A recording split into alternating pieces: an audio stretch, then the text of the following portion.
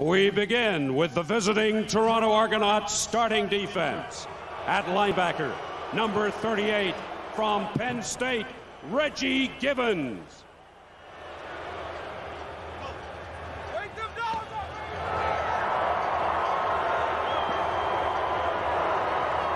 The right end from the University of Toronto, number 61, John Raposo.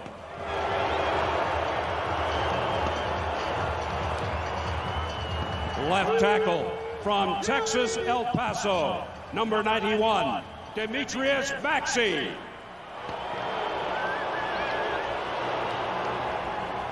Number 92 at right tackle. He's from the University of Arizona, Rob Waldrop.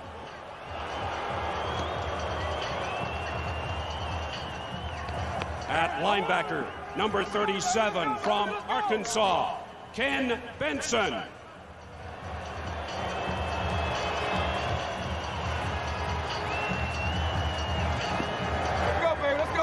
Number 50 from Guelph, linebacker Mike O'Shea.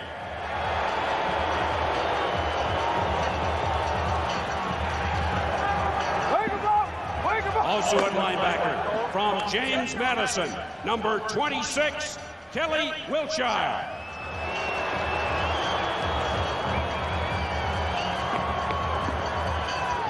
Starting at halfback, number 7, out of Mississippi State, Johnny Harris.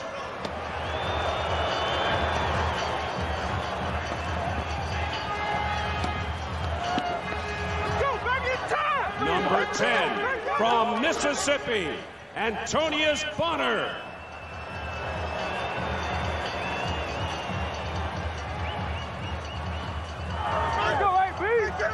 On the corner, number 12, from Southwest Missouri State, Adrian Smith.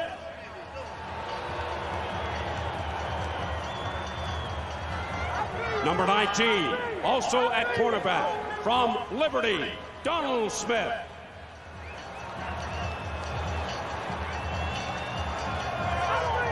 And make it 3 Smiths in a row from the Citadel, number 36, Lester Smith.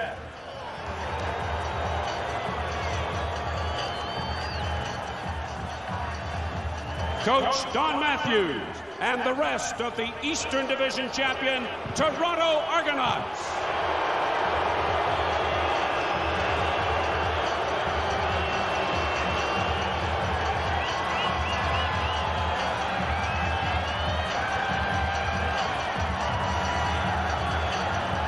And now, the Saskatchewan Roughriders starting offensive unit. The center from Carleton University, number 54, Carl Coulter.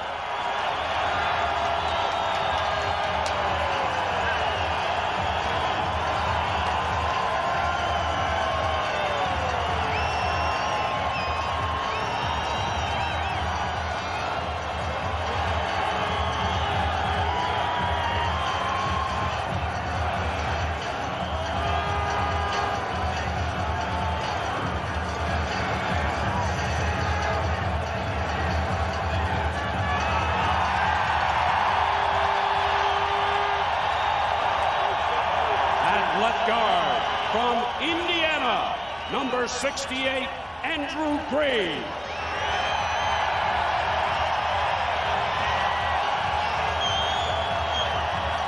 On the other side at guard, number 67 from Windsor, Dan Comiskey.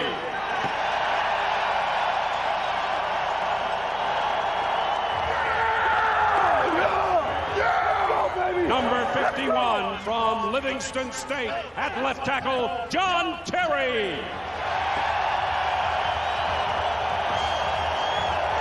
Let's go! The right tackle, number 60 from the University of Saskatchewan, Gene Makowski.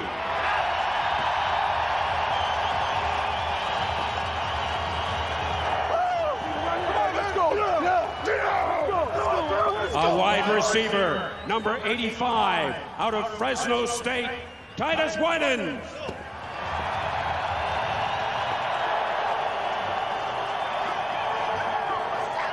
Also at wideout, from Texas Southern, number 80, Donald Narcisse.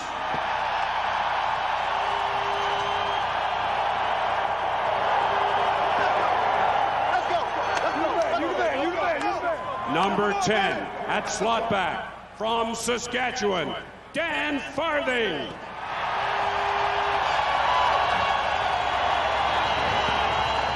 Number 89, also at slot back, from Oklahoma State, Curtis Mayfield.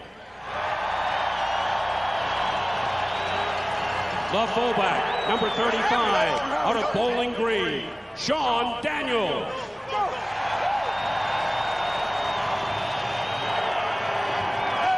At tailback, from Iowa, number 32, Mike Saunders.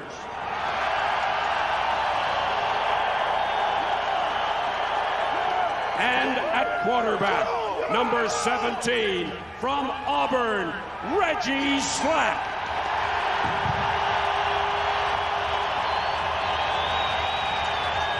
Coach Jim Daly and the rest of the Western Division champion, Saskatchewan Roughriders.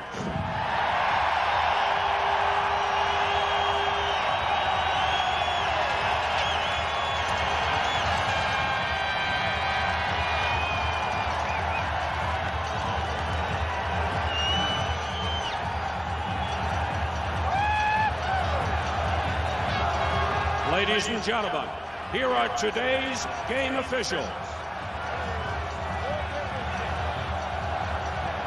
The referee from Calgary in his 8th Grey Cup game, Dave Ewell. The umpire making his 4th Grey Cup appearance, Ancaster, Ontario's Dave Hutton.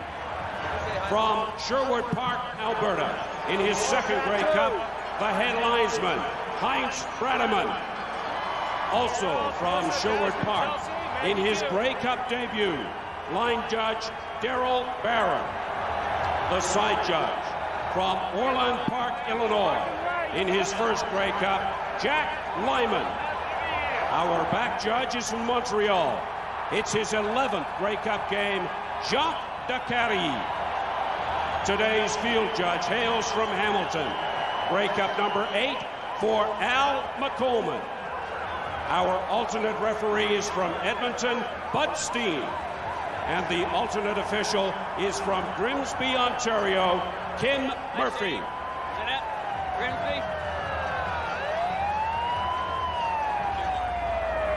Well, Chris, there was a clear difference in the state emotionally of these teams. The Argos relaxed, the Riders jacked up. Well, I remember when talking to Ronnie Lancaster before the Western Final, he said that a team plays better when they're relaxed. They're not as uptight. They're less likely to make mistakes. You saw Saskatchewan came out of the tunnel, eyes as big as dinner plates, breathing like a pit bull in heat. It's unbelievable right now. They just want to get to the game. Doug Flutie said it after winning the Grey Cup last year in Hamilton. He said, you want to know why Super Bowls are a bore and Grey Cups are exciting? It's because the players are relaxed, as you said, and let their talents come to the fore. And there's Paul Massotti. Played 4-14 2 years ago and suffered through that miserable season, and now a chance to win 2 straight cups, Chris. And a great guy, just a character guy. This is a big veteran on this squad. He knows what it takes. He's a Canadian wideout who is not the quickest, but gets the job done and probably runs as precise a route as a wide receiver does in this league. All right, Chris, the national anthem. Our home and native land, true patriot love, in all thy son's command, with glowing hearts we see thee rise, the true north, strong and free. From far and wide, oh Canada, we stand on guard for thee.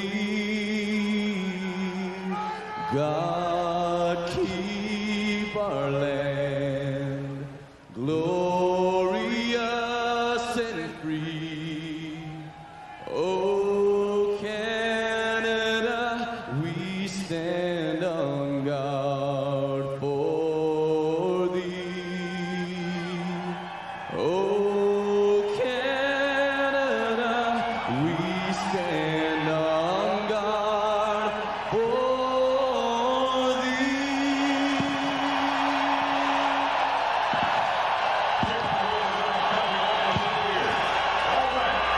fireworks paint the Edmonton sky over Commonwealth Stadium as Juno Award-winning country music vocalist of the year Paul Brandt treats us to a warm rendition of O Canada.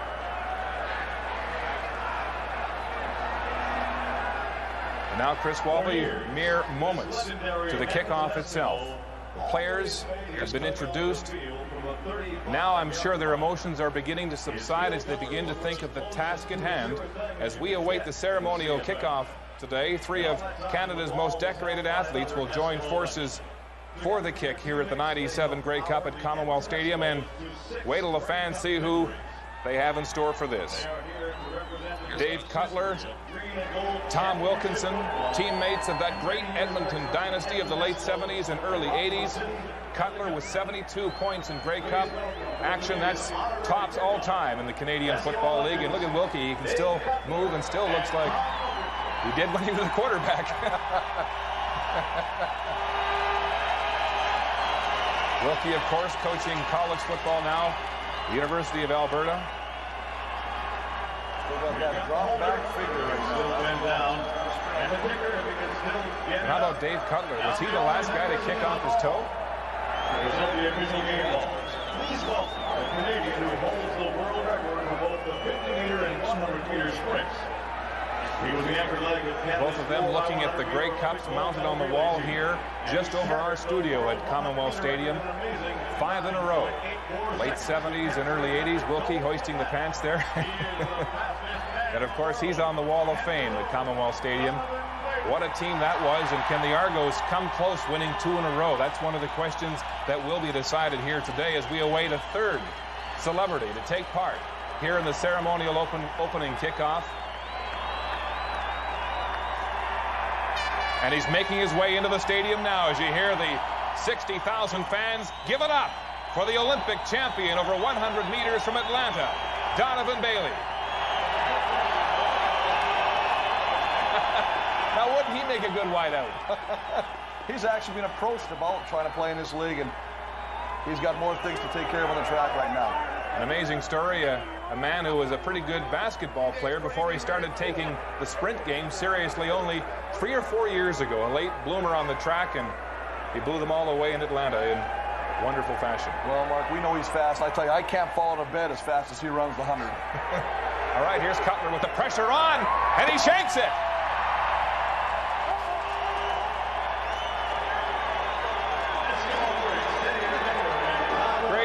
For Wilkie and Cutler, 2 members of that great Edmonton dynasty. 5 years, nobody better in the CFL. Patrick Burke from the Islands getting a warm embrace from Donovan Bailey. Well, I think it's just a great thing when you bring 2 greats from the past from Edmonton and Canada's superstar in track and field, Donovan Bailey, out here to celebrate what is the greatest game, the CFL, and of course, the epitome, the championship. Bailey, of course, his season, his training just about to become underway. As he heads back south to Texas for training, and referee Dave Buell now going to center field for the coin toss. Earlier in the week, they held a coin toss to decide who would call the coin toss. The Argos won that, even though they're the visiting team. Well, that's a good thing to have right now. I know sometimes we played in the game, and one of the things that happened to us once, we had somebody actually flip the toss for us, and we came out to center field, and it was already decided who got the ball. Really? And it was not a good thing. Jeff Giles, CFL's president, to help conduct the proceedings. Dave Buell awaits his cue. Saskatchewan will send their captains, Bobby Jurison, Donald Narcisse, Mike Saunders, and Dan Rasevich. Jurison, Narcisse, and Rasevich, of course, previous experience in '89. And there's Andre Ware, the backup quarterback, who will be the lone Argo representative. What's with that, Chris? Well, I guess that's being Don Matthews' policy, is always send the backup quarterback. He did it last year, same scenario. But if they become successful and defend the Grey Cup and become Grey Cup champions again, he will have different people receiving the Grey Cup. You want the ball, don't you, when you start a Grey Cup, considering these stats? 8 of the last 10 games, the team who scores first wins. It's a great stat. The biggest thing is you want to get going. That's the tail. Mr. Giles will flip it. I'll ask Mr. Ware to call it in the air, please.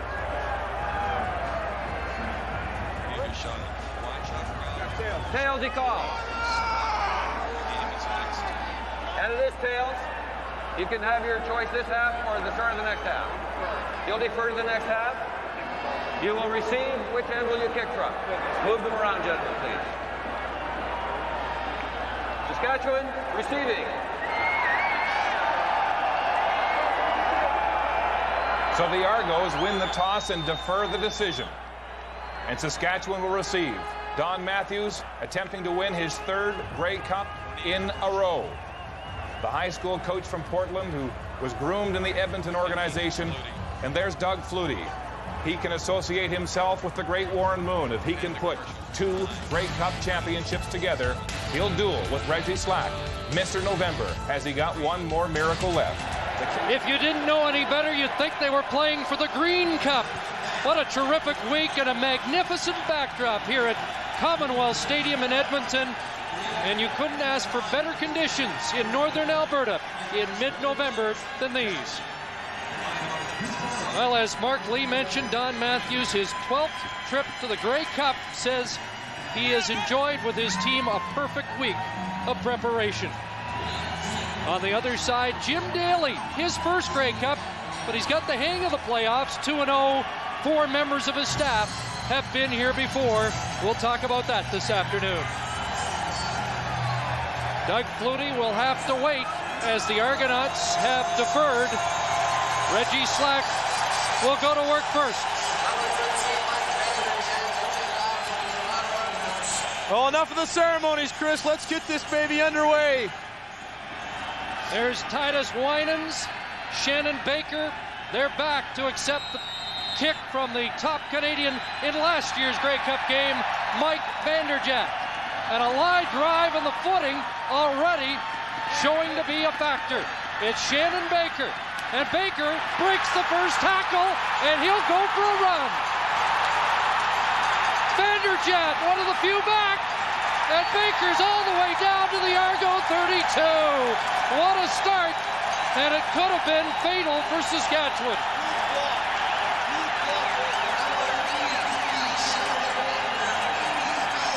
It was a problem, Dave Archer, in the Eastern Final, covering kicks for the Argos last week. Well, we knew the footing might be a problem. We talked about the shoes already slipping there, Titus Winans, but Baker gets over. Now what happens on a kickoff or a punt, if the ball's fumbled, a lot of times the receiving team gets too close to the returner.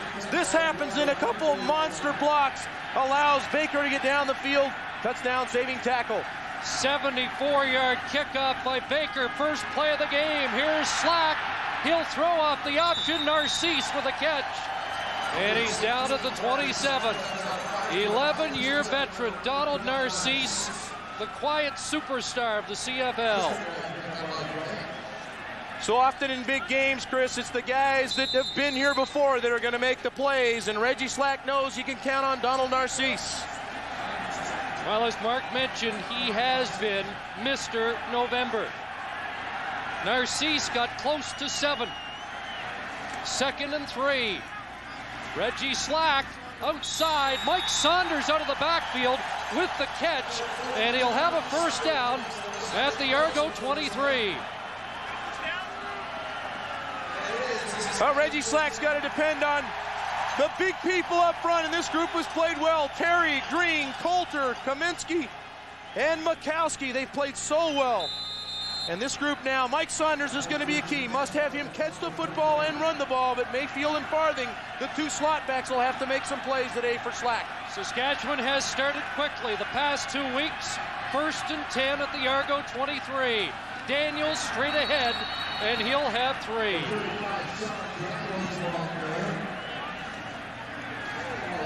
Canadian middle linebacker Mike O'Shea a key. This defense dominant all season. Well, revamped defensive front. Stewart out, John Raposo in.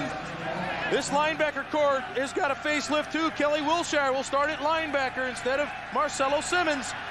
And the all-defensive player for this team, Lester Smith, anchors a good secondary. 2nd and 7 Saskatchewan from the Toronto 20. Pressure on. Flag down, pass incomplete. as Rob Waldrop was providing the heat. And Narcisse covered by Donald Smith.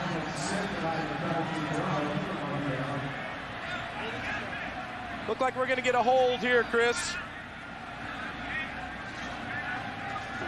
Holding. Saskatchewan 54. Penalties decline. Third down. Now center Carl Coulter gets flagged for the hold.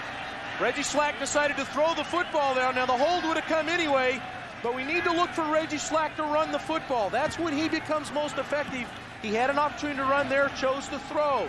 Those are decisions he's going to have to make throughout the ball game, and they also affect how well he is in the game. Saskatchewan scored touchdowns on their first 2 possessions last week. They have it in position for Paul McCallum, native of Surrey, BC. And McCallum off the upright and in. So the Riders get a break. Kevin Mason, the holder for this ball club, and for Paul McCallum. The hands get cold standing over on the sideline.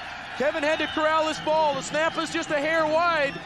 He bobbles it just a bit, was able to get it down, and McCallum squeezes it in on the right side. And footing will be a key for the kickers today as well. And remember, Dave Ridgway a couple of years ago here at Commonwealth, he had footing trouble. Ball down on the turf, and a real pile up there is some indecision by the Argonauts. An early optimistic indication from the Saskatchewan Roughriders that they had the football, but it looks like the Argos were able to cover it. Reggie Gibbons at the bottom of the pile. Doug Flutie, 6-time outstanding player in the Canadian Football League. Another marvelous season. 47 touchdowns, just 1 shy of his CFL record.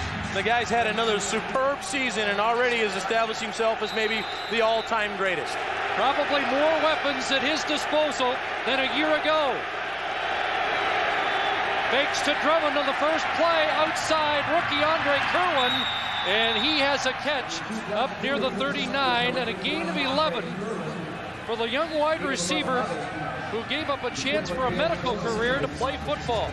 Well, Doug Flutie is surrounded by a super offensive line headed by the 2-time most outstanding offensive lineman Mike Kiselak. And then the weapons. Pick one, they'll all kill you. Robert Drummond, second leading rusher in the league.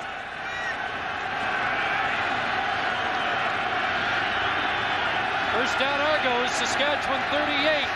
Another fake to Drummond. Flutie, now he'll get rid of it. For Mazzotti, incomplete. Good coverage there by Todd McMillan. Mazzotti now up with the football. Let's see, are they ruling that a catch? Well, Chris, we were screened by the players on the sideline of the Saskatchewan bench, and the ball popped in the air, and then Mazzotti caught the ball while laying on the ground. Wow. Then got up and made a nice run down the sideline. Terrell Ulmer was there, but he made a super catch. Ulmer is there, may have gotten there a little early, but the ball pops loose. Lands right in the lap of Mazzotti. And it turns into a 33-yard catch for Paul Mazzotti, the 10-year Argo veteran. Here's a flip to pinball inside. Through Greg Clark's tackle, and pinball down to the 27. And the Argos marching with their first possession. Now the Saskatchewan defense has their work cut out for them today, and the defensive front will have to contain Doug Flutie and also Pinball Clemens. Jurison, the outstanding defensive player nominee for this team, will head that part out. Greg Clark and a linebacker core that really hasn't played all year will head that group. Terrell Ulmer and Dale Joseph, 2 super halves. Joseph, an all-West selection. Crowd making noise as Flutie tries to change the play out of the shotgun. And Doug Flutie is going to call timeout or take the delay. And you told me just prior to the game this crowd could cause some problems for him today. Well, Doug likes to do a lot of things out of a no-huddle offense, likes to do a lot of things from the shotgun, which separates him from his offensive line. As much as they like to spread their receivers, can be difficult for them to hear what he's saying also. That situation, Robert Drummond lined up incorrectly. That's why they took the penalty. So it's 1st and 15. Flutie unloads. Drummond underneath. Gary Rogers is there. Dale Joseph moved up. And a short gain to Drummond. Flutie 4 for 4 in the opening drive. Well, Robert Drummond lines up outside. He's just an outlet pass for Flutie. Flutie gets a little pressure and drops it off. But Rogers and Dale Joseph are there to shut that one down for a 4-yard or for a 1-yard gain. Now 2nd and 14. So less than a couple of yards. Dale Joseph shaken up, stays out for Saskatchewan. 2nd and 13. Flutie with time, and it's picked off. Bryce Bevel, the nickelback, playing his first postseason game, has the interception. 4 interceptions during the regular season by the Roughriders against the Argonauts. And Saskatchewan's Rookie of the Year in 1996 has a pick here in the first quarter. Bryce Bevel makes the play for the Saskatchewan defense in the scoring zone, and these are the kind of plays they're going to have to come up with. He led this team in interception, and he's not a starter. He's the guy that comes off the bench as the extra defender. The key to getting an interception is pressure on the quarterback, and that's what Bobby Jurison does so well. The only reason Bryce Bevel is playing is because of the injury to Vincent Donaldson last week in the Western Final. Straight up the middle, Mike Saunders.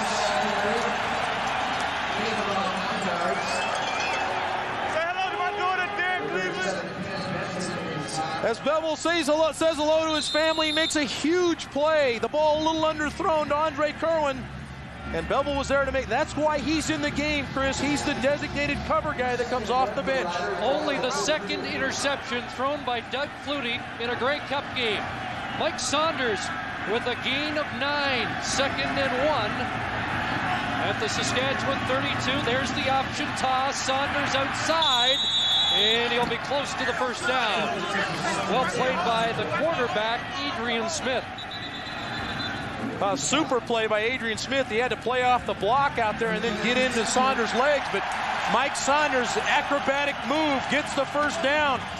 This is the play they featured throughout November. The option play. Saunders is the pitchback. You see Adrian Smith playing off the block, but Saunders uses his athletic ability and extends the drive. Surprisingly, in the postseason, Mike Saunders only the 3rd best rusher for Saskatchewan behind Reggie Slack and Sean Daniels. Raposo, early movement, flagged down. And the inside handoff didn't go far. Comiskey up and pushing with Demetrius Maxey. Well, an interesting move. John Raposo in, Andrew Stewart out. Toronto 61. First down review. Well, to hear Don Matthews talk about it, he says John Raposo adds the ability to run. He's got great speed, but he jumps offside. His speed gets him here. Reggie Slack using a staggered count along with Dan Farthing coming to the line of scrimmage entices Raposo off, and these are the kind of things that a veteran quarterback will get you to do. Raposo to the University of Toronto, 2nd-year man, only a 2nd start. And on 1st and 5, Mike Saunders across the 40. And there is Andrew Stewart, who led the Argos in sacks on the year and is now playing a backup role. And not happy about it. We heard from Caroline Corey earlier before we came on with the game. Talked about how upset he is, and he's willing to talk about it too. Very upset with the way the situation's broken down for him. 2nd and 2 Saskatchewan. At their 41. Slack rolls right, throws outside, and there's Narcisse with the catch. 2nd most catches in CFL history. Jim Daly says he's not slow, he just runs patient patterns. And that might be a key. It was funny when he said it, but because this field is the way it is, he runs good routes on a bad field, and he ran a great little quick out there to allow Slack to stick him with the ball. Now another set of downs. He's been huge in the playoffs, as had Reggie Slack. These are the kind of guys that step up for you. He was in '89 Grey Cup. One of only 4 left. 1st and 10. And Saskatchewan doesn't get the playoff. Time count violation. Saskatchewan 17.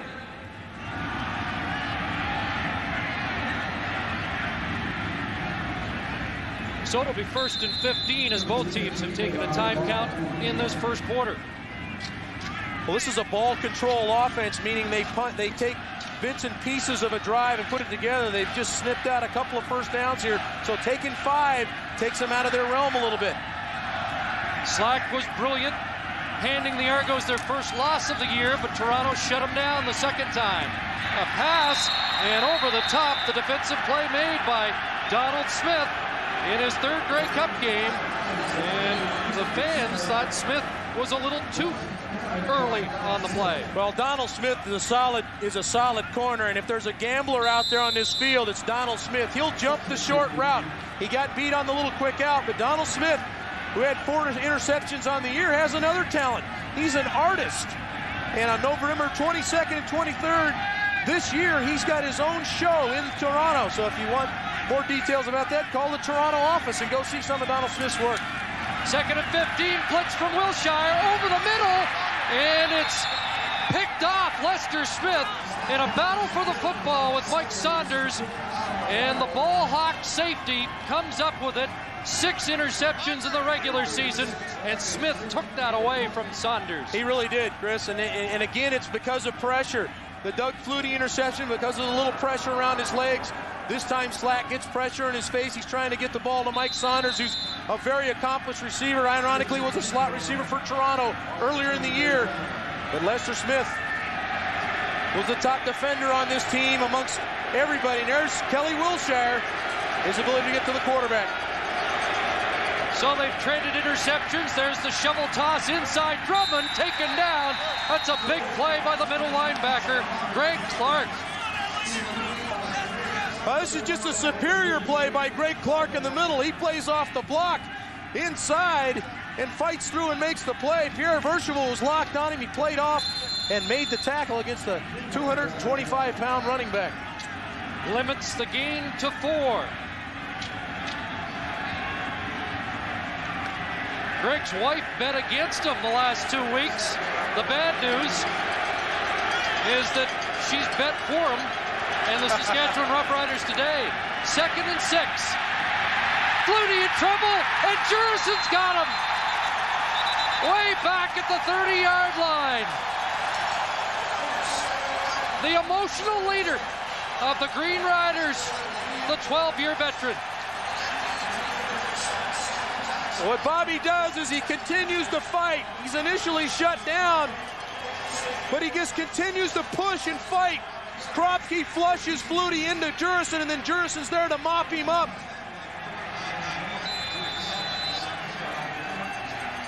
A loss of 17, courtesy of 71, second leading sack man in CFL history. Shannon Baker trying to get outside and tripped up by Eric Johnson. John Raposo's the deep snapper for this team. He's also the starting defensive end. You want to talk about emotion and hitting people? Raposo going to introduce you to it right there. Curtis Mayfield's shaking the cobwebs out in the huddle right now. Eric Tillman was saying that was his concern about Raposo last week, having to play every down on defense and then having to make some critical snaps late in the game. Wasn't used to it, but he got the job done. Here's Slack looking for Winans, and it's knocked down at the Saskatchewan bench. Antonio Bonner made the defensive play. Titus Winans, the speedster, outside for Saskatchewan. Well, you'd like to try to get these guys short throws, and what they want to do is throw a short hitch route, which is about a 6-yard route, Titus Winans. But you can't make up your mind where you're going to throw the football before the snap, because Toronto does such a great job of disguising defense. That trying Adrian Smith disguised it, rolled up, and there was no throw for Slack. 2nd and 10, Saskatchewan at their 29. Reggie looking downfield, and it will fall incomplete. Intended again for Winans. And Johnny Harris was step for step. Well, they like to isolate some of this speed on some of these halfbacks because they don't feel like the halfbacks run that well. But again, to rush the throw, you have to have pressure. And again, Reggie Slack is under pressure. Here comes Givens Here comes Demetrius Maxey. That sped up the process. Slack had to get that ball out of there early. Well, Maxey has been a giant in postseason games now. His third consecutive Grey Cup. Paul McCallum in. And he just got it away. Looked like Donald Smith got a piece of it. Now Pinball hops on the ball, and another flag flies. Donald Smith had one block punt during the regular season, and the Argos taking exception to the late hit on Pinball. Ron Getz was in the middle of it.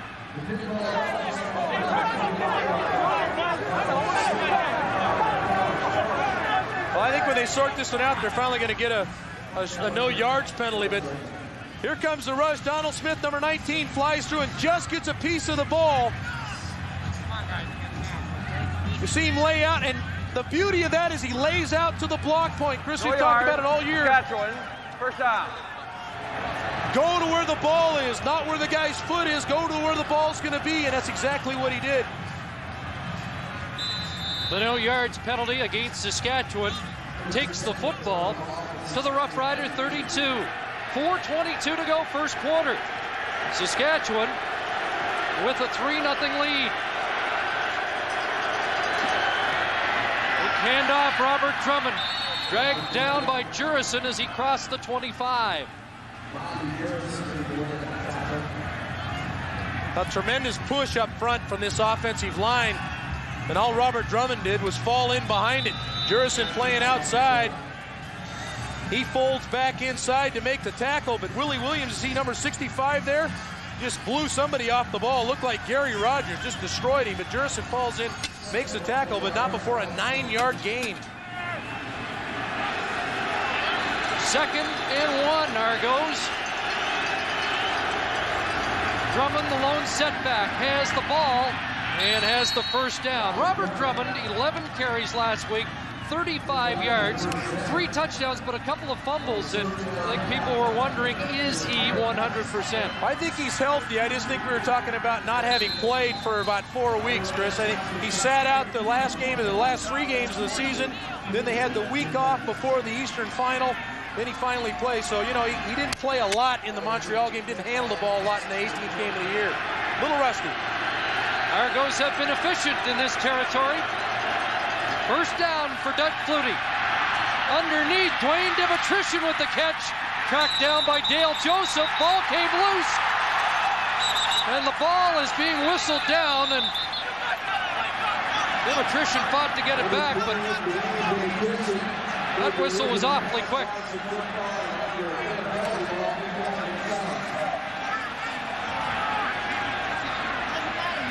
Flutie throws the ball underneath to Demetrician, who's his underneath route, but Dale Joseph, the all-West halfback, gets in, and that ball was out well before he was down. It was ruled dead, however, and it's just about impossible to hear the whistles in this boisterous crowd at Commonwealth. Flutie rolling right, looking over the middle, complete. Down to Mitchell, touchdown, Daryl Mitchell.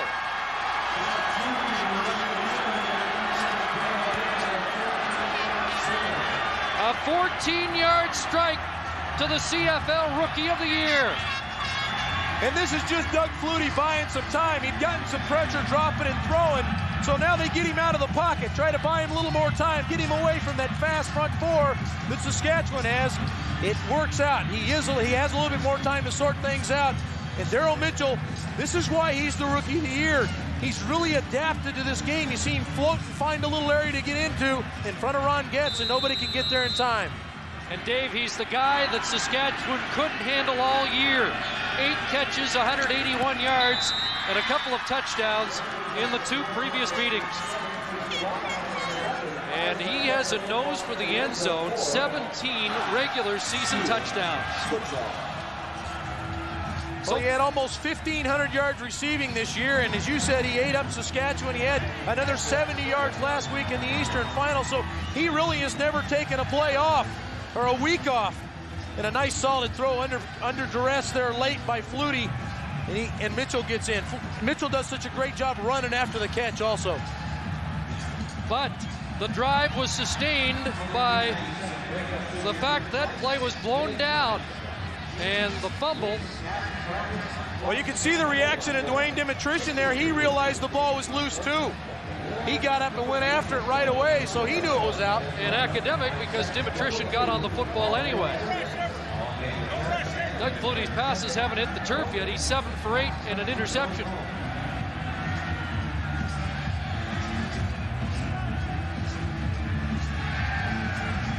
It's an unusual stat. Usually the momentum of the first touchdown you'd expect would stand that team in good stead. Titus Winans has the football. Nailed by Norm Casola, the Sault Ste. Marie native, after a 22-yard kickoff return. Let's join Chris Walby. Well, guys, I tell you what, you're going to try and put pressure on him. Watch Troy Alexander in the middle of your screen. He's going to run a stunt with John Kropke here. John Kropke's going to come inside. As he's coming, watch him right here. They're going to loop around. Watch what Kislak does. This is called tracking. He tracks him, chops him at the knees. Troy Alexander does not get up. This is the guy that's got 10 quarterback sacks. He's on the ground. This is how you stop that big rush. Two-time Offensive Lineman of the Year, Mike Kislak. You know, you don't realize how much the offensive linemen prepare. Chris Walby did it for 16, 17 years in this league. Mike Kislak has done it at such a high level the last 2 years, but their preparation, what they do to get themselves prepared to play, is just as big as what the quarterbacks and the receivers do.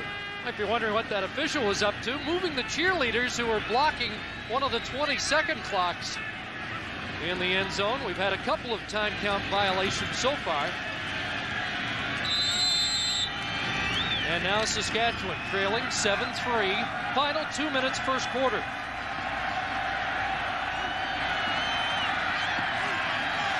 At the 38 of the Roughriders. Flag down, Saunders right side. And Mike Saunders across the 40 up to the 43. Looked like the Argos were ahead of the snap.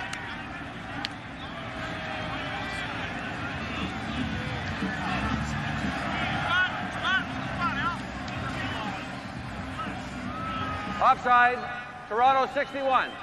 First down repeated. At the top of the screen, you see jumping offside. Looks like Demetrius Maxey gets offside.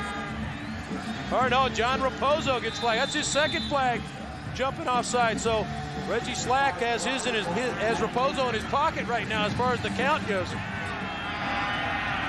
So it's 1st and 5 for Slack, who drops into the shotgun for the first time this afternoon. Hand off Saunders. Reggie Gibbons with the first contact, and he'll bring him down at the 46. Gibbons fired up. He was upset that no member of the Argos was honored. No defensive player was honored in the awards at the end of the season. Well, we honored him last week with his effort in the Eastern Final. Mike O'Shea, who had a super year this year in All-East selection, playing in the trenches. A lot of battering going on down there, but you talked about Reggie Gibbons, who made the stop, the last stop there on Mike Saunders. He had a monster week last week against Montreal. 6 tackles and 2 sacks. Second and a couple. With the big team in for Saskatchewan, Sean Daniels plunging ahead, and he's drilled back short of the first down. Daniels was 71 playoff yards rushing after only 31 during all of the regular season. Now, Jim Daly told us that part of that was because of the option has become part of the offense again, because Reggie Slack is healthy. They feel like he can run the ball, so now they can get Daniels involved on the dive play, which is a featured part of that. And he's come up about a long yard short of the first down. And Jim Daly not in a gambling mood. The punting unit comes on. And And remember, the last time Paul McCallum dropped back to punt, Donald Smith got a hand on the football. Well, this is a good decision, Chris. You want to stay in the ball game early. Don't give Doug Flutie the short field if you are not to get it. Give him the long field, make him drive the ball. And only pinball deep, so 11 men up for the Argos. McCallum shakes the punt. Got a decent bounce, and Adrian Smith up to the 45. So the kicking game has been dominated so far by the Argos. Both quarterbacks in this game are wearing specially made gloves. They're made by Jim Sandusky, the former Eskimo receiver. They have glass cutter palms and neoprene backs. Remember this, Doug Flutie has played in dome stadiums since the end of September, his last outdoor game in Winnipeg. Chris? Here's Robert Drummond, Mark. Remember that game in Winnipeg because Doug Flutie used it as a dress rehearsal for this game and said he wanted to try out the gloves one last time in advance of the Grey Cup. We're through 15 minutes at Commonwealth Stadium, and the Toronto Argonauts have the lead. Now some of the large Saskatchewan delegation here. We're through 15 minutes of football. Saskatchewan scored first, then Doug Flutie answered back, rebounding from an interception and throwing a touchdown pass to Daryl Mitchell. Well, the stats really indicate that Toronto is really the only team that's moved the football effectively, but yet it's only a 7-3 ball game, and I really felt like that it was close after the first 15 minutes, that it was going to be the key to the game. Saskatchewan must own the time of possession, and they have here in the first quarter. They'll have to do that throughout the ball game to stay close with Toronto. John Kropke comes out for Saskatchewan, 2nd and 5 for the Argos. Doug 7 for 8, 82 yards, a touchdown, an interception. And looking for Paul Mazzotti, and the sure-handed Argo receiver is out of bounds in Saskatchewan territory at the 48-yard line. 2nd all-time as a Toronto Argonaut receiver, number 88. Well, Flutie just throws the ball underneath the Mazzotti, who runs a little control route, meaning he's controlling some of the underneath coverage. If the underneath coverage doesn't pick him up, Doug's going to stick him with the ball, and he did there. Mazzotti is 4th consecutive 1,000-yard season on the strength of 153 yards in the final game. 1st and 10 Argos. Dropped over the middle, and there's Mazzotti. Dave, we've seen this before where if Doug Flutie has something that's working, he'll stick with it. You're exactly right. This is the exact same play he just ran. The first one was against zone. The zone didn't pick him up. Now Saskatchewan goes man coverage, and this time the man coverage is not there. 3rd catch of the game for Paul Mazzotti. Well, Paul Mazzotti had, you see there, his 4th consecutive 1,000-yard season. He's a guy that really is kind of forgotten in the triangle of terror, and Daryl Mitchell, the rookie of the year. Mazzotti has had a huge year and been a major factor in this team being here. After the Mazzotti pickup of 6, it's 2nd and 4. And Robert Drummond straight ahead, and he'll be close.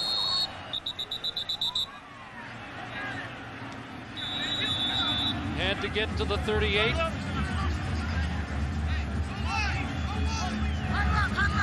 Drummond, a huge factor a year ago in the Grey Cup game, 77 yards receiving, 50 yards rushing. But Chris, when you run the football in 2nd and a long 3 or 4 yards, you're telling the other team that, hey, we dominate the line of scrimmage. And they got a tremendous push right there, but they came up a yard short. So that's Saskatchewan saying, hey, no, you don't.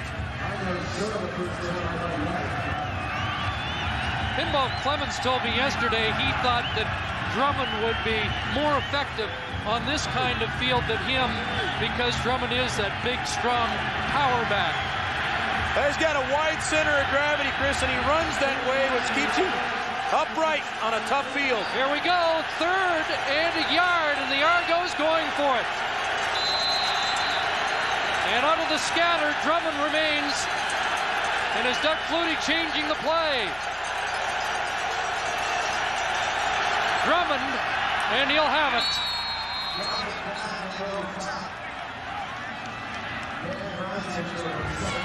Well, Flutie saw a weakness on the right side of the Saskatchewan defensive line, and If it were not for Bobby Jurison slipping and falling as he dives in, Jurison 71 gets through, but he slips right there and allows the lane for Drummond to get elevated.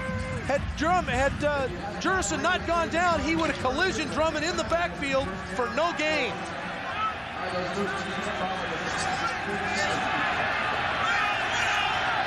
Jurison loads up again. First down, Argos. And Flutie looking downfield, Drummond, and he's got it. Matched up against Ron Getz, and a flag was thrown. 32-yard gain. Let's see what the marker is. That matchup's going to kill Saskatchewan. Well, that's a matchup they cannot afford. Robert Drummond's as good as any receiver out wide. Interference. Saskatchewan 47. Penalties decline. First down. Drummond's as good as any receiver out wide, and he lines up out there a lot, so he's very comfortable. And if he gets isolated against a linebacker like Ron Getz, Getz's only defense was to interfere with him. Down to the 6-yard line of Saskatchewan, a 32-yard pickup. As Flutie got Drummond isolated on Ron Getz. First and goal. Flutie. Drummond, touchdown, Robert Drummond.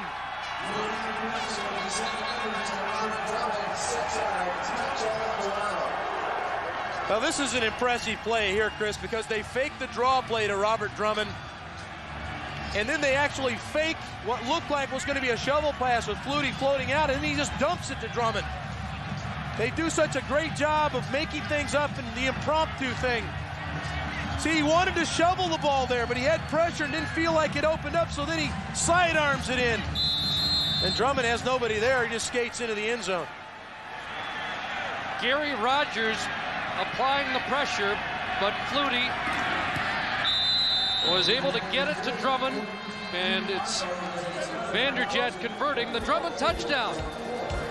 And the Argos open up a lead here at Commonwealth. 1/3 of the triangle of terror is struck for a 14-3 lead, but this was the key play. Isolated against Ron Getz. Now he's inbounds here. Now he's out of bounds. I don't think the contact pushed him out of bounds. I thought he'd reestablish himself as not going out of bounds. He ran out of bounds on his own. Now there was a flag for illegal contact, but they got credit for the catch there, Chris. I think it should have been a penalty, not the catch.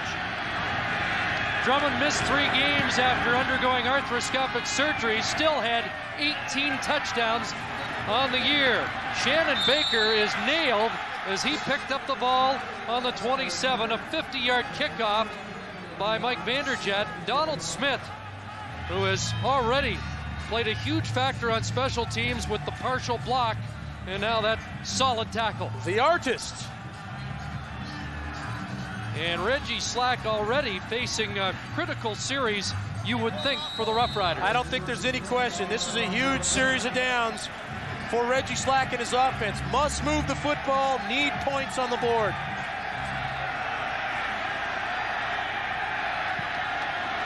Starting at the Saskatchewan 27. Had time, and now gets rid of it downfield, incomplete at the Saskatchewan bench. And Andrew Stewart is in the game, and he was turning on the heat. Yeah, Andrew Stewart. I don't know where they get this thing about speed. Andrew Stewart ran track when he was in high school, so he has the ability to get to the quarterback, obviously, with 8 sacks. But Demetrius Maxey does a great job of fighting off the double team between Kaminsky and Sean Daniels. And there you see Andrew Stewart, 73, coming in to dress up the quarterback. So maybe after a couple of offsides, Andrew Stewart gets the call. And now Saskatchewan has to take a timeout with 1 second left on the time clock. Well, Reggie understands that this is a key situation, and so he burns the timeout here. You normally like to conserve those for later on, but didn't feel like they were in the right situation or hadn't got his team deployed in time before the clock was going to run out at him. Now they're going to try to get their best second and long play, and this is a bad situation to be in as a quarterback. 2nd and 10, says, because now you open the entire defensive playbook for the top defense in the league in Toronto. Saskatchewan's biggest play today was the Shannon Baker return of the opening kickoff. That put 3 points on the board, but since then, this Argo defense, which leads in 22 of 25 categories on the season, has shut the door. 2nd and 10, and an early jump there by Rob Waldrop. An all-Canadian. And he'll make this. Offside, Toronto 92. Still 2nd down. Well, Waldrop's one of these guys, Chris, that you can pull off. He's so quick off of the football that he really, any type of twitch, and Carl Coulter, the center there, might just squeeze the ball a little bit, and Waldrop's ready to go, along with Reggie Slack's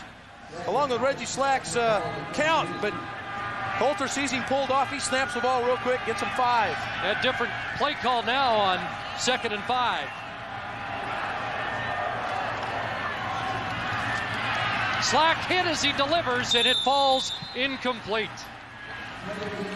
So the Argo defense is getting to Slack, and Andrew Stewart is there with Mike O'Shea. Chris?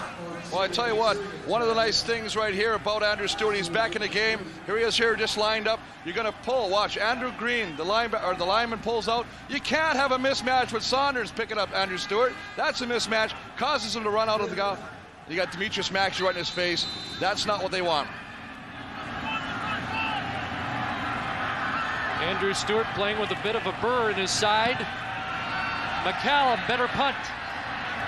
Pinball. The Argo 40. Rashevich couldn't bring him down, but he's upended at the 50 by Ron Getz. 38-yard punt, an 11-yard return, and the Argos in control. Special teams, this is what it's all about. I'm telling you right now, Gary Rogers, he's got to get down, he's got to make the tackle. Antonius Bonner, number 10, he's got a different idea. Rope him, tie him, get him on the ground, give him some forearm smashes, get in his face. There's a shot for you. Give that to your mom. Come on, baby, bring it on. Let's go. This is what it's about, special teams. And the Argos now, after scoring on their last 2 possessions, go back to work. And here's Daryl Mitchell. Found a hole, and then, he took a lick from Ryan Carey, the safety. Mitchell to the Saskatchewan 50 has 9. A screen out to Daryl Mitchell, the Rookie of the Year this year, but what's the blocking he gets from his cohorts? He makes Ulmer miss. There's a block on Bevel, and then he gets up in there for about a 9-yard gain. So receivers blocking for him outside that make this play. Clark comes in to help Carey finish the play off. 9-yard gain, though. 2nd and 1. Drummond slipped, but that didn't stop him. He's down to the Saskatchewan 45. Well, Saskatchewan's offense didn't pick up the slack on the last series of downs for their team, so now the defense is going to have to step up. We talked about the field. It's a little frozen. It's hard to get the grip. Drummond gets enough of a grip to hit it up in there for a 1st down. An offensive line really coming off the ball, trying to establish themselves. Drummond had 249 all-purpose yards against Saskatchewan in the regular season, and they haven't been able to stop him here. Blitz on. Flutie slings it outside. Drummond there again. And he's stopped by rookie Eric Sutton. Have a good read by the receivers for Toronto. Drummond realizes blitz is on. He sits it down. He saw him swivel his head back inside. He saw the blitz was on, so he just set it down for his quarterback, gave him an outlet. And more trouble for Saskatchewan. Eric Sutton, the corner who made the tackle, remains down, and that is already a beaten up Saskatchewan secondary with the loss of Vincent Donaldson. And Jim Daly conferring with Dale Joseph about what adjustments will have to be made. Well, the only adjustment they'll make is bring Patrick Burke in at corner. Patrick has started a significant amount of time this year, so he'll come in at cornerback. Well, the rookie corner of Saskatchewan remains down after the heavy contact with big Robert Drummond. And you're exactly right, Chris. It was the contact with Robert Drummond. That's a cornerback, 5'10", 178, as Patrick Burke will replace Sutton. Sutton is 5'10", 178. He ran head-on into 6'3", 220-pound Robert Drummond something has to give, and it looks like it might have been the shoulder of Eric Sutton. Let's join Chris Walby. Well, I tell you what, guys, why is Robert Drummond so successful on short yardage? Watch the battle of the rookies. Chad Folk, the right guard, is going to come off as we run this play right here. He's going to come off right on Nelson Van Ways right there. He turns him to the outside, allows a huge hole for Robert Drummond to run through. That's 2 rookies getting at it in this big game. Drummond's been unstoppable. Second down, they go back to Drummond, and Drummond runs into daylight down to the 25. And right now, the Saskatchewan Roughriders can't solve 29.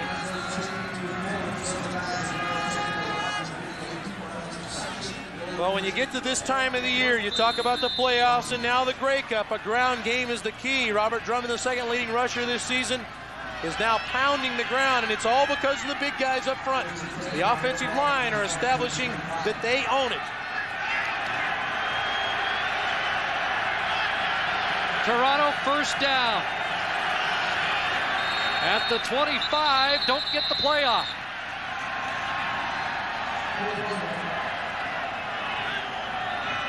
Time count violation. Toronto number 2. Still first down.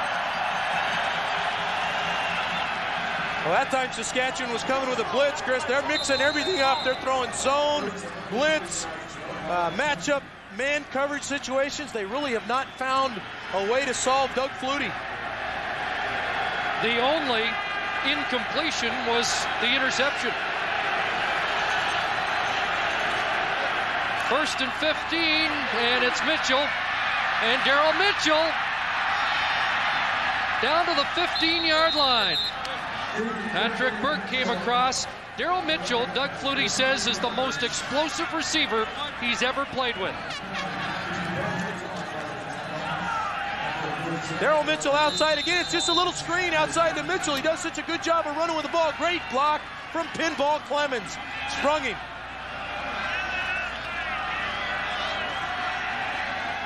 Well, the heat now on the defensive coordinator, Greg Marshall.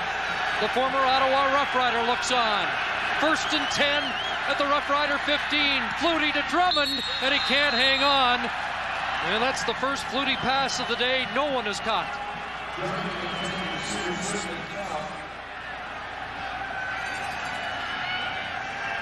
Drummond's just coming underneath, and his cover guy gets picked off. Flutie makes a bad throw.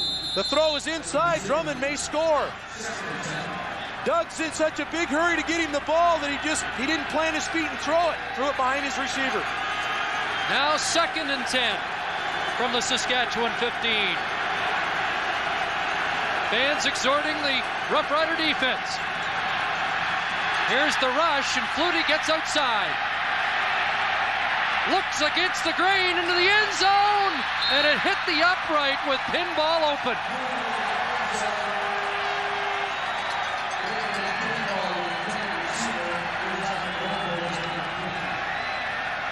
Well, we thought the 13th man would be in the stands for Saskatchewan today. Turned out to be the goalpost that time. I'll tell you, if that ball had gotten through, it's picked off, Chris, because you saw the defensive back flash right in front of Pinball, right at the end of that sequence. That ball's intercepted. Whenever you roll right and throw back across the grain, there's guys waiting over there, and they'll take the ball away from you. They got fortunate. They're going to line up for a field goal here and probably get 3, but they were fortunate not to have the ball turned over there. He was a Grey Cup hero last year. From 22 yards out for Mike Vanderjack.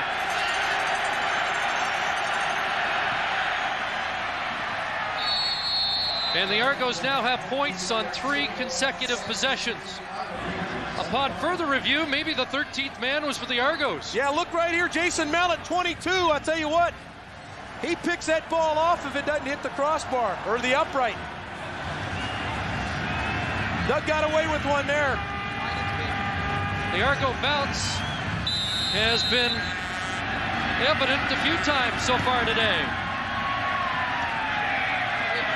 Shannon Baker from his 25. Baker trying to get outside, and he loses yards as Antonius Bonner, who Chris Walby highlighted earlier, makes the play. This is a poor return, Chris. He's got to hit the crease. They had set up for him up the middle. He gives up on the return and veers it to the outside where everybody from Toronto is, and they rally to make the play. Well, Baker part of an interesting decision made by Jim Daly and Baker down. Rod Harris, who was one of the prime targets this year for Reggie Slack, has been out the past couple of weeks with a knee injury. He was ready to go this week, but Jim Daly, he elected to go with the Pat lineup that got him here. Well, I think that we see here, Baker, he veers away from where all his blocking is, and he pays the price. Donald Smith hits him late there on the ground, but yeah, this was the one decision that I didn't feel like that Daly made correctly. And I mean, let's give the guy credit. He had to make a lot of decisions this week because he had a lot of people healthy. Jason Simmons was ready. Several guys were ready to play. But Rod Harris, as you suggested, was the one guy against Toronto. He had 11 catches for 125 yards in the 2 games against Toronto. So he was the one guy that's really played well against this Toronto team other than Reggie Slack's first ball game. So I'm kind of partial to Rod Harris anyway because he was such a good receiver for me, but I think he would really been a benefit for him in this game. And twice an All-Canadian. Baker to the sidelines. Looks like nothing serious there. We're midway through the second quarter, and they've just announced the attendance. 60,431 at Commonwealth Stadium. Boy, the time of possession, which was in the Roughriders' favor in the first quarter, has changed dramatically. But what a backdrop for the '97 Grey Cup game. And it's important for them to get this group back in the game because, let's face it, this is a home game to a certain extent for Saskatchewan. They need to get this crowd back in the ball game. They haven't had much to cheer about lately. 1st and 10. Here's the option. Slack down the line. Mike Saunders, and that was perfectly played by Kelly Wiltshire, the rookie Canadian, native of Saint Laurent, Quebec. Well, the option play is a featured play in a lot of the U.S. colleges, and that's what Reggie Slack when he was at the University of Auburn. Here he pitches the ball to Mike Saunders, and Saunders has got nowhere to go. But when you talk to coaches in U.S. colleges, you say, how do you defend the option? They say with team speed, and Toronto has that on defense. Wiltshire's only other start at linebacker was against Saskatchewan. He had a couple of sacks in that game. 2nd down and 11. Slack. Good protection over the middle. Dan Farthing has the catch and a much-needed Saskatchewan first down. Well, this is a huge play by Dan Farthing. Farthing's going to come in. Farthing's going to come in from up here. He's going to come into the middle of the field. He breaks to the middle of the field against man coverage, but again, it's because of offensive line protection that Slack has time for that play to develop. Only the 4th first down of the game for the Roughriders. Slack again with time. Saunders comes across, breaks 1 tackle, and is drilled out at the Argo 48. Back-to-back completions for Reggie Slack. Now Reggie's gone to Farthing, and this time they get Mike Saunders out of the backfield. Mike slips just a bit, keeps his footing, and he's the guy underneath. Nothing happening downfield. That's a quick throw for Slack to get the ball underneath to a guy that makes his living running with the football. Well, the much-traveled Mike Saunders, who was in Toronto earlier this year, but has played really his best football in Saskatchewan, although you might argue with that because he had a great year with you. Yeah, in '95 he was all CFL, had over 1,000 yards rushing and added another 800 yards receiving to that. Twice an All-Canadian, Mike Saunders, who said this is the biggest game of his life. He was in the Rose Bowl in '91 as a wide receiver for Iowa. Had 7 catches, 100 yards that day, but this a much bigger game for Saunders than that. 2nd and less than a yard. Full house backfield for Slack. Daniels, first down. Sean Daniels, one of the 4 Roughriders still around from that miracle 89 run. Well, Daniels has been huge, and we talked about how he's become more of a factor running the ball because Slack likes to feature the option. Slack healthy now, so they will feature that option, and he pounds in for the first down. But these are the critical downs against the Toronto defense. First down must be successful here. Under 5 minutes to go in the half, and it's 1st and 10 at the Toronto 45. Slack got outside, now throwing, and it bounces short of the intended receiver, Curtis Mayfield, who was so prominent in the Western Final and has been unable to break through so far today. But we talked about success on first down. Now it's 2nd and 10. Curtis Mayfield is the guy that they featured now in the slot. He's made a lot of plays in the playoffs. This ball is just underthrown. Good coverage from Adrian Smith had the ball been on target. Mayfield's best game of the regular season came against the Argonauts. 2nd and 10. Slack pump fake, and now looking deep, looking for Donald Narcisse. Bumped by Donald Smith, and it's incomplete. Narcisse had a step and then had to come back for the ball. Well, I talked about how Donald Smith likes to gamble on the corner, and Reggie Slack knows that too, and made the nice hard pump fake to Narcisse. Then Narcisse turned it up. But because the ball was a little underthrown, Smith gets back to make the play.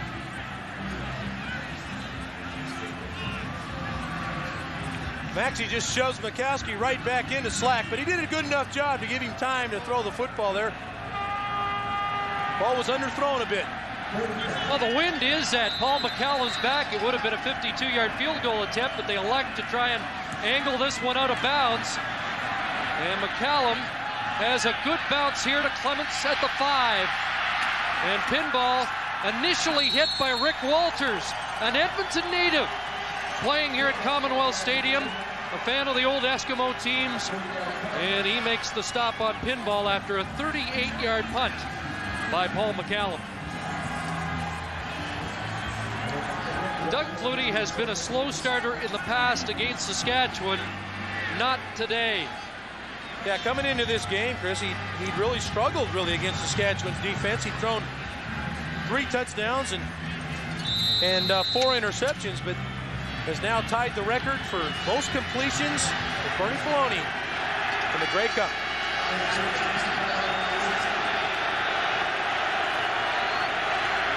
Fans making noise. Flutie, that little shovel toss inside, and Dwayne Dimitrition has it, and he's wrestled down by Ron Getz. Well, Dwayne Dimitrition, a Saskatoon native, a star at the University of Saskatchewan, and he's in the process of moving back to Regina in the offseason. Well, Ron Getz has to come up and make the play, but the play's made by Doug Flutie because he makes it look like a rollout and then dumps the ball back inside. Up to the 27. Robert Drummond. Jurison hanging on as Drummond gets out near the 35-yard line. Close to 8.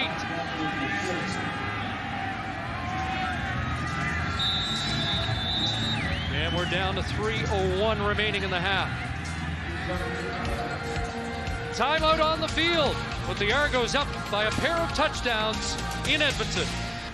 Welcome back to Commonwealth Stadium in Edmonton. You know, a week ago they had 7,000 or 8,000 seats left to sell, but when the Riders won the West Final, they were all gone. They opened the borders in Saskatchewan, and they came here today, and look at that.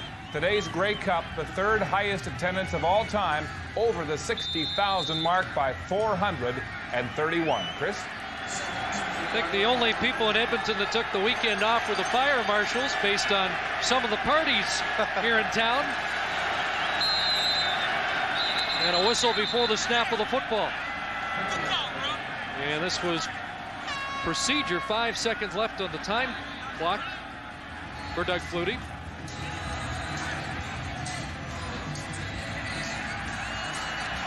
Robert Drummond so far this afternoon, a guy who would have gone 1,000 and 1,000 rushing and receiving had it not been for the injury, has 49 rushing. Procedure, Toronto, still 2nd down.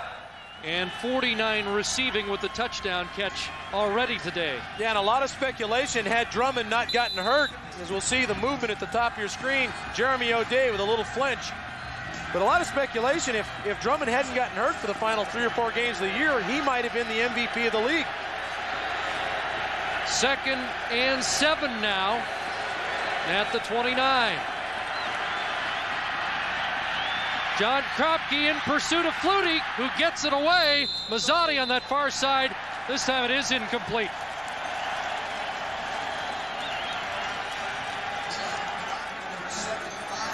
And so Saskatchewan's going to get the football back here late in the first half with a chance to cut into Toronto's lead. Well, that penalty was huge. It took Flutie away from throwing a 3 or 4 yard pass. Now he was 2nd and 7. Had good solid protection by Willie Williams against Bobby Jurison, but things broke down on the other side of the field. 2:38 remaining.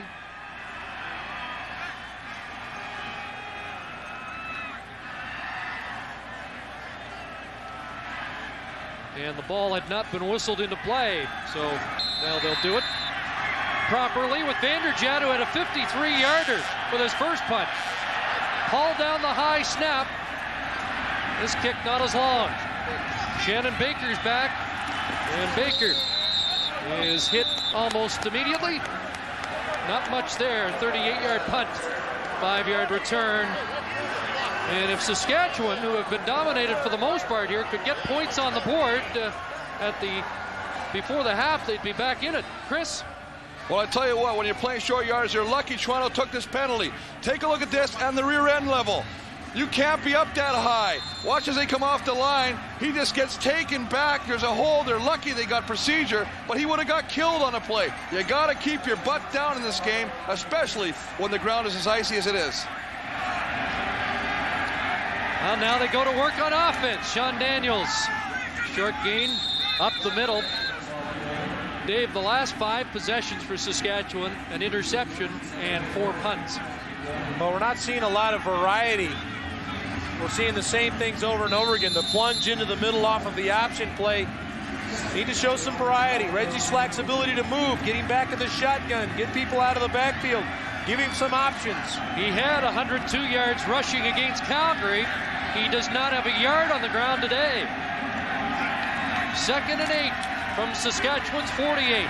Over the middle, Mike Saunders wide open. Down to the Argo 40. In the victory over Calgary, Saunders had a big play on the final drive like that. This is a 22-yard pickup. Saunders, good job against Kelly Wiltshire, and that's a mismatch. Saunders is such a good receiver. I don't care if you got him locked on a linebacker or a defensive back, he's going to win in man coverage. Reggie Givens, and again, Andrew Stewart there applying the pressure. Slack just got it away. Clock running in the final 2 minutes of the first half. Slack, a lot of steamboats that time. Dan Farthing with the catch. And Farthing to the 26.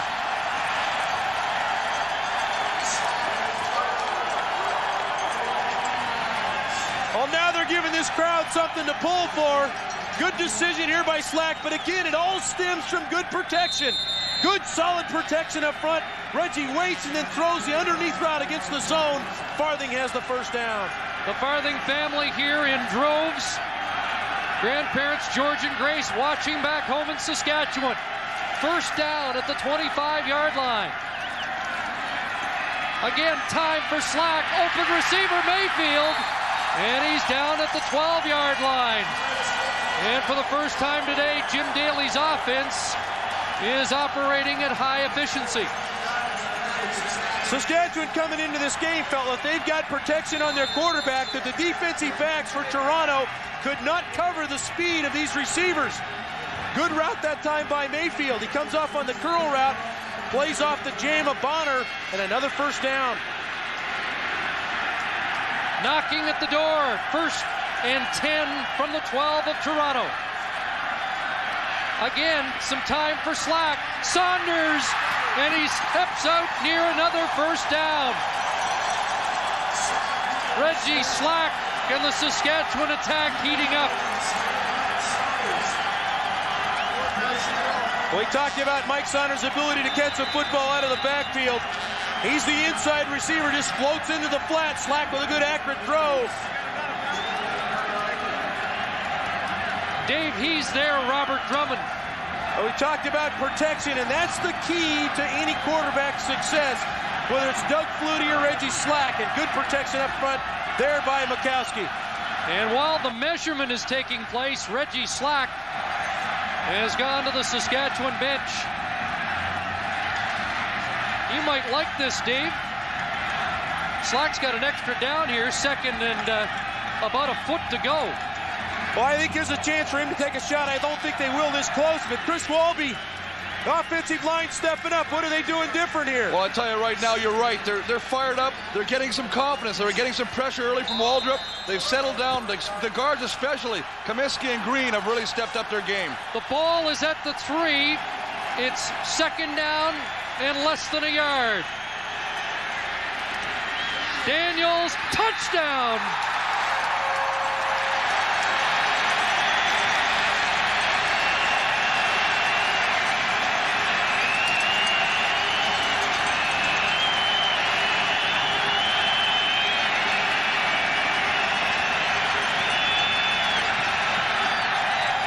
Sean Daniels, his first ever in a Grey Cup game, and the Roughriders are back in it after an impressive drive. This is the dive play off of the option, and again, we talked about the offensive line protection. Because they're doing such a good job protecting, that opens up the run blocking, and they dominated the line of scrimmage right there. Had to get Slack some time, and they did on that last series. Trouble on the snap. Kevin Mason will look into the end zone. Looking for McCallum, and Johnny Harris will knock it down. So Saskatchewan unable to convert the touchdown, and with 41 seconds left, it's an 8-point game and a point that could come back to haunt the green and white. Now, we talked about how it's cold on the sidelines, and your holder has to come in from the bench to make the hold. The ball evidently got away from Mason in that situation, and he couldn't complete the conversion. Nevertheless, it was a solid drive by the Roughriders, and Reggie Slack went 4 for 4 before giving it off to Daniels.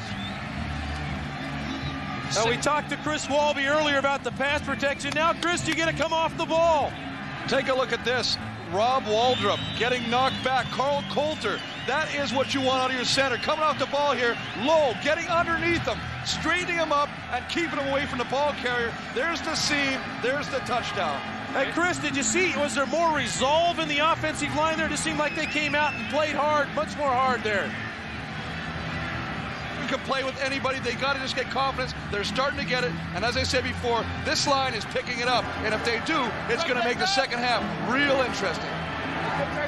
6-play drive. You mentioned Carl Coulter, Chris, a former Argonaut. Jim Daly said he's the guy that kept that line together this year. They've got a couple of rookie guards who are only halfway through their first season. Adrian Smith on the kickoff return for Toronto. And he has some blockers. Adrian Smith across midfield and finally down. With 31 seconds left, Saskatchewan gives up a big kickoff return, and Flutie gets a chance to answer back. 44 yards on the return by Smith. Boy, what a huge breakdown by the special teams cover unit for Saskatchewan. He just gets in behind a wall of block. This is the one thing that this cover team could not allow have happen. Pin Flutie deep, don't give him an opportunity to score. Paul McCallum made the tackle and limped to the bench. Jim Daly said we have to play error-free. They've made 2 mistakes in a row, and the pass to Kerwin falls incomplete. But the encouraging sign is that Reggie Slack got some time and got hot. Well, Reggie really finally got into the game. You're right, Chris. He finally got some things going. He started throwing the ball underneath him, and the key thing, and I keep harping on it, he got protection in that series of downs. I think in the second half, you're going to see a little bit more blitzing from Toronto. They can't allow Slack that much time. 27 seconds to go in the half. Flutie probably needs a completion here to get into Vanderjagt range. All kinds of time. And now over the middle, and he's got a completion to Mazzotti. Well, how often has Paul Mazzotti come through when Doug Flutie can't find anybody else around? Oh, we talked about how important it was for Slack to have his time to throw the ball. As we see Todd McMillan still down on the field after the play to Mazzotti. Mazzotti a little shaken up also, but Flutie had so much time to throw the football. Good concentration by Mazzotti. Yeah, those weren't steamboats, they were Mississippis that time. No kidding. They had a lot of time, and any quarterback will tell you, if the offensive line's playing well, you're going to have a nice day.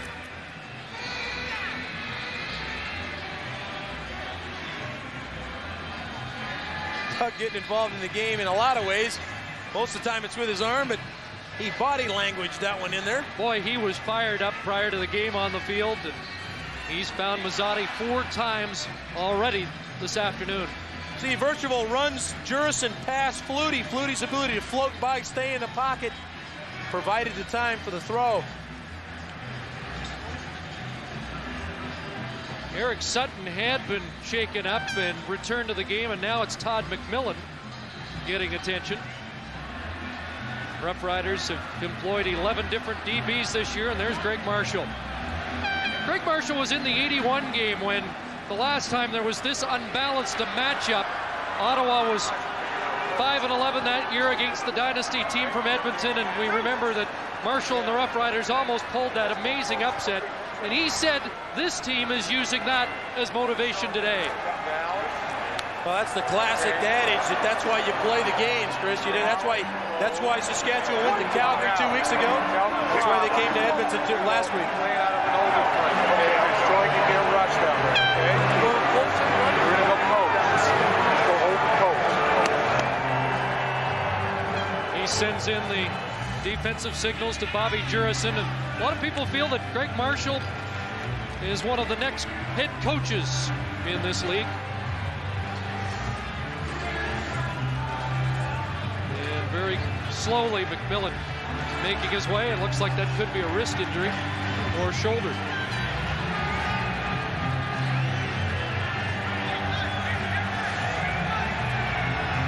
And Patrick Burke checks back in.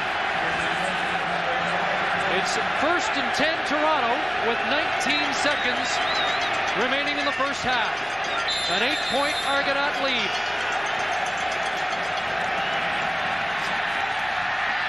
Again, plenty of time, and again, a completion by Flutie. Dwayne Dimitrition has the catch. Down to the 15. And the Argos were going to get a shot, or are they? They've got 8 seconds left, Dave. Take one shot to the end zone or take 3 points? I'd take one shot here. He's getting great protection. Take a shot down the field. It won't take 8 seconds to kick the ball. It won't take 8 seconds to get the play off. But remember last week, Danny McManus in a similar situation was picked off. And had he not been picked off, took more than 8 seconds and the clock ran down. And it was one of the reasons Edmonton let that one get away against Saskatchewan. I put Doug Flutie up to bat here. Give him one more shot. From the 15. And the fans now making noise, trying to help the defense.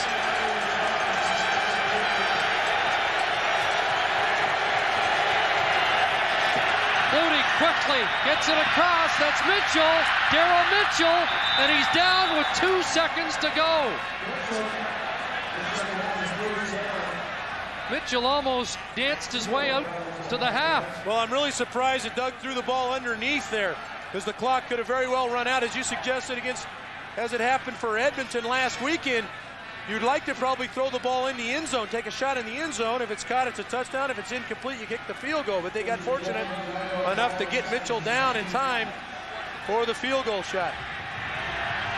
So Vanderjagt comes in.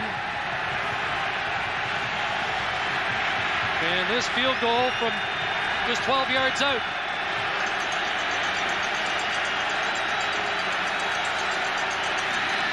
Good spot.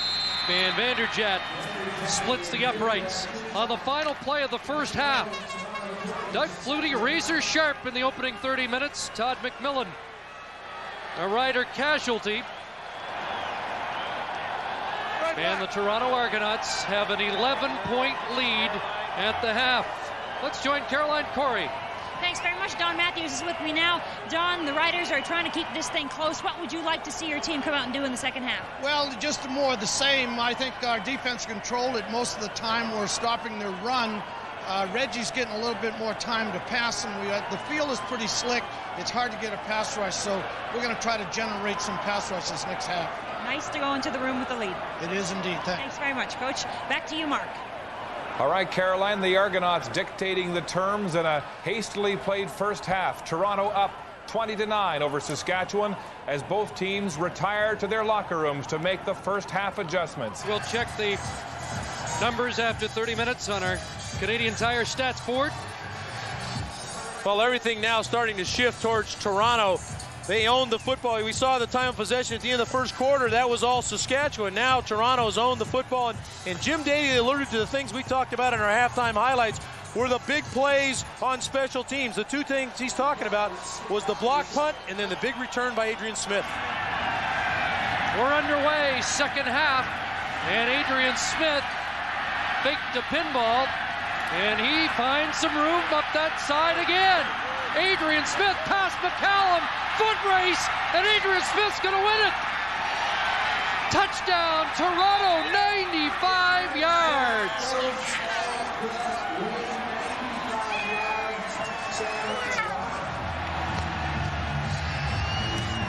Well, the hole's a little deeper now, Chris, with a huge return from Adrian Smith.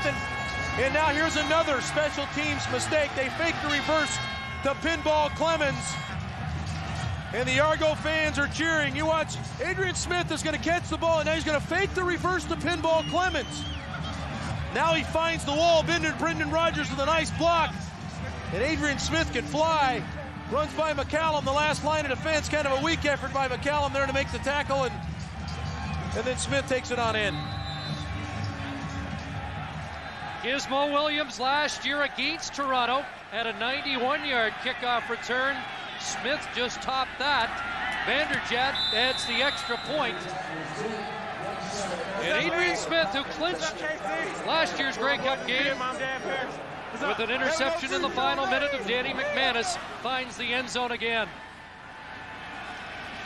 So it didn't take long in the second half at Commonwealth Stadium for Adrian Smith to run his way into the record book. Well, Adrian Smith leads his team in tackles on defense. But with this effort by Adrian Smith, the longest kickoff return in Grey Cup history, he's put a huge damper on this crowd here at Commonwealth. 2 kickoffs in a row for Smith that really impact on this game. And Flutie congratulates the decoy.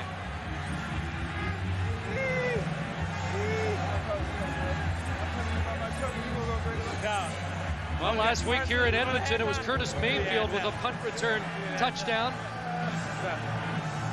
Don Matthews wasn't happy with his special teams last week in the Eastern Final, and he said they were committed to improving that today. Here's Shannon Baker. Breaks the first tackle, but Donald Smith there to take him down at the 40. Well, a year ago, Adrian Smith was a hero defensively as we go back to that snowy evening in Hamilton. Doug Flutie slipped, or Darren Flutie slipped to the ground, and Adrian Smith was Johnny on the spot. Got the ball and took it in, which ended up being the icer to win the 96 Grey Cup. Adrian Smith, 2 kickoff returns today, 139 yards. And the guy can play on the corner, too. Quickly, Dan Farthing. And Farthing gets across the 45. Kelly Wiltshire breaks him down. Along with Adrian Smith. He led this team in tackles, had 5 interceptions, an All-East selection at corner, and now Jim Daly's team is really going to have to dig down. This is a long game. You got all the second half to go. It's a huge hole at 27-9, but having plays on first down like that one, gaining 6 and 7 yards, will get you back in it. 2nd and 4. And 4 receivers go to the right side for Slack. Looks over the middle, and Mayfield was knocked down, and Slack wants a flag and no penalty marker. Well, the angle we had, this is unbelievable. Kelly Wilshire is isolated on Curtis Mayfield. Mayfield is just drugged to the ground. How that's not called, I have no idea. That's as blatant a pass interference or illegal contact as it gets. With the ball in the air, but no call. Here's pinball.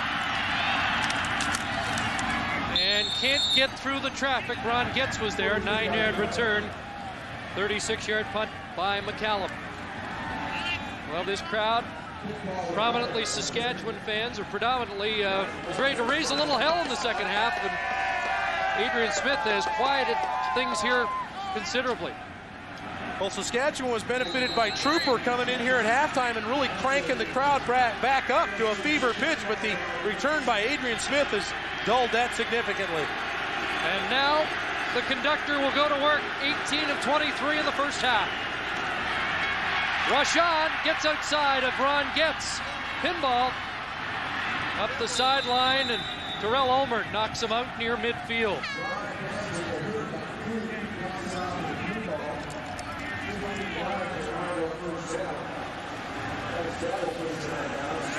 Adrian Smith trying to catch his breath after 2 monster returns, the one before the half, and now this one, 95-yard return, the longest in Grey Cup history. 17-yard pass from Flutie to Clemens. First down Toronto at their 54. Now Drummond inside, lots of room. Robert Drummond, breakaway speed, just upended. Oh, he is an explosive runner. Fullback build, wide receiver speed, and he almost took that one.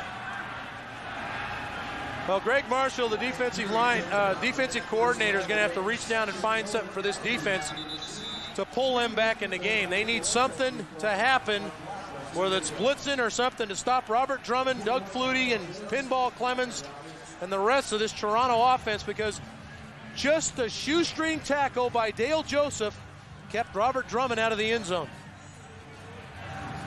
Joseph, 21, is going to lay out and grab the right leg just enough to trip him up.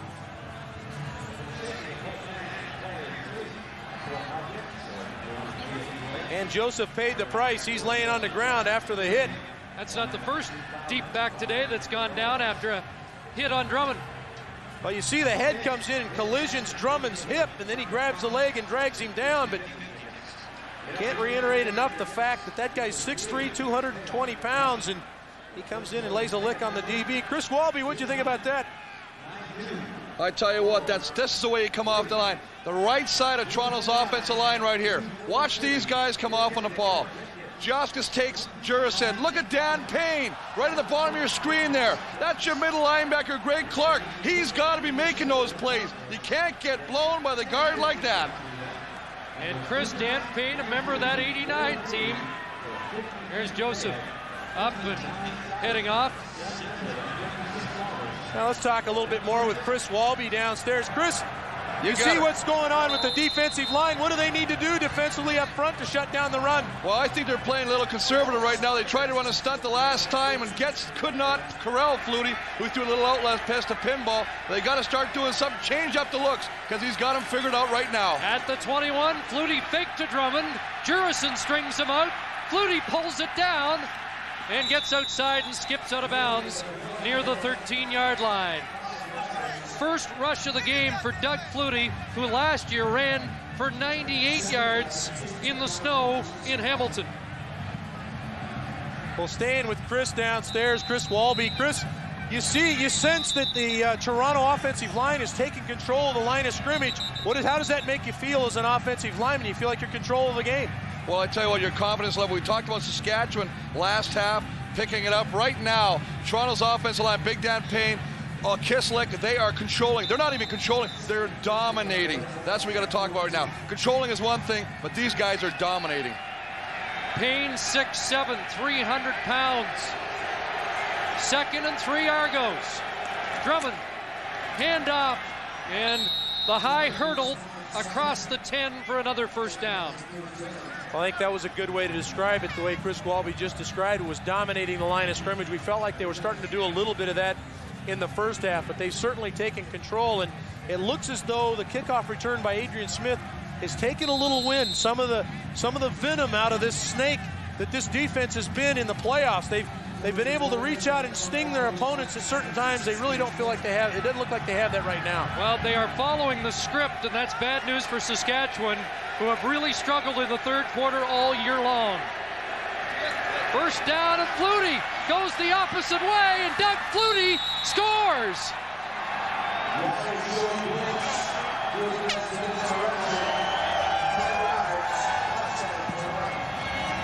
A 10-yard run for the CFL's outstanding player. Well, defensively, you get so geared in to trying to stop Robert Drummond and realizing that their offensive line is starting to dominate the line of scrimmage. You get more people involved. We got to get to Drummond. We have to get to Drummond. Well, Doug Flutie knows that. He fakes the Drummond, and there's nobody home on the bootleg. He waltzes in for the touch.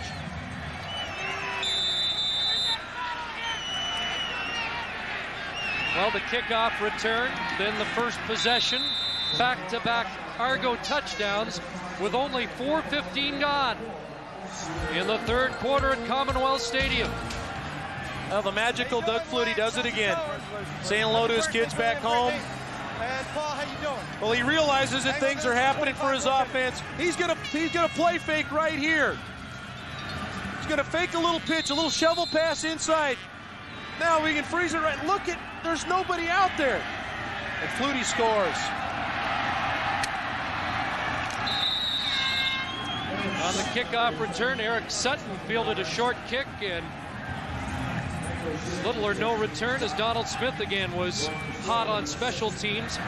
Dave, since Saskatchewan's only scoring drive, Doug Flutie and the Argonauts have answered back with 17 straight points. Well, we talked before the game, you had to limit Doug Flutie's big strike capability. That didn't just mean throwing the football, that means running it. Drummond had the monster run there. You need to string those drives out a little bit more. Make him put 10 plays together. Now it's Reggie Slack that needs a lightning quick strike. Out of the backfield to Saunders. Gets a block, tries to get outside, and is out near the 45. Adrian Smith forcing him out of touch. I'd really like to see Reggie Slack go to a no-huddle offense. It's not too late in the game for them to win the football game, but I'd like to see him up-tempo things a little bit. They're dragging around a little bit on offense. Let's get him back and let him throw the football, distribute the ball, and speed the game up a little bit. Maybe lock that Toronto defense into some bad situations.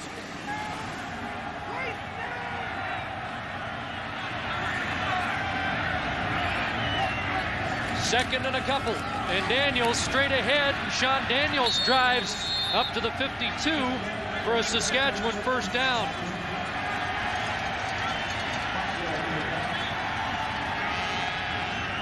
Well, it has to start from the beginning because they have struggled a bit on offense. They've had a couple of drives, but for the most part, they've been inconsistent. So it's about getting first downs to start off with. You know, for that big offensive line, Chris Walby pointed out they were doing some good things late in the half. Those kickoff returns really took the starch out of Saskatchewan's offensive line. First down, Slack gets hit, throws it, picked off. It's Lester Smith, the all-star safety and the top defensive player for the Argos this year, who has the catch. And Reggie Slack is down after taking a huge hit as he delivered the football. Well, we saw the interview with Don Matthews right before the half. He talked about how they weren't getting enough of a rush, so they were going to come with pressure. This time, Andrew Stewart makes the hit, but he's the benefactor of the blitz, trying to pick up the blitz, and then Lester Smith picks up the tip ball. He led the team in interceptions. Yeah, and he has both today. And for the Bermuda Triangle, the Smith brothers, although they're not related, Adrian, Donald, and Lester, it is now 17 interceptions combined on the year. Well, and they've been the Bermuda Triangle for Saskatchewan today. Adrian Smith on his kickoff returns, Donald Smith with the block punt, and now Lester Smith with 2 interceptions. Big hit. Reggie Slack hits the ground from the Andrew Stewart hit. But the hit, now watch the head hit the ground right here. That's where the concussions come. And that's probably where the concern is. He probably just got his cage rattled a little bit. Slack's a tough individual. Kevin Mason, the backup. I would expect to see Reggie Slack back in this game. He will not leave this football game. They'll have to drag him off the field. Been a huge game for Lester Smith. Coming home, Doug. Mentioned earlier today, Dave, that Lester Smith broke his leg at Commonwealth Stadium a couple of years ago, and for a time it looked like his career was over until Don Matthews gave him a call late last year. And Robert Drummond continues to chew up yards. Troy Alexander, an Edmonton native, with the tackle, but Drummond down to the Saskatchewan 38 as 6. You get to the point now in the game with under 9 minutes clicking away here in the third quarter that this defense is going to have to create something because their offense is struggling. 2nd and 4. They go back to Drummond, and off tackle, Drummond still going, finally down at the 25. Well, he was such a dominant force in the second half of last year's Grey Cup game, and looks like he's going to give us 60 outstanding minutes today. Well, Doug's going to give you a steady diet of Robert Drummond.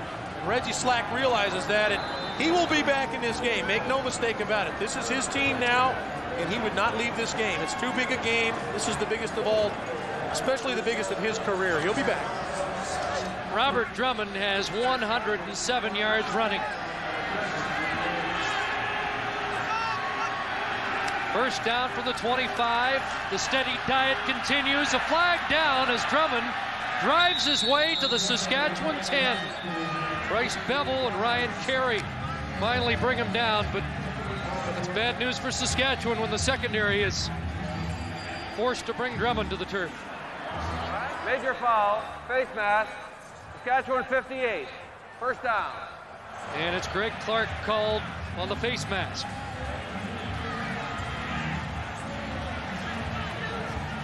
Now Clark's the inside linebacker, middle backer in this defense, and gets wrapped up with Big Dan Payne and then tries to get hold of Drummond and grabs the mask, so legitimate call there.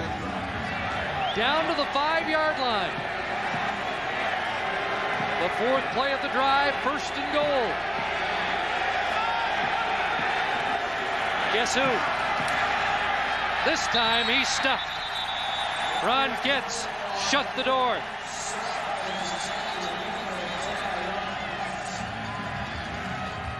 Well, this defense realizes that Robert Drummond's going to be the featured guy at this point in the game because their offensive line is dominating. You see Drummond's just racking up the yards, receiving and running with the football. Clark just misses. Gets Ryan Carey and Troy Alexander there to shut the door, and they force Flutie to maybe throw the football here. 2nd and goal. Flutie looking in the end zone, and now he may run for it. No, it's Clemens, and an easy score. Touchdown, Toronto.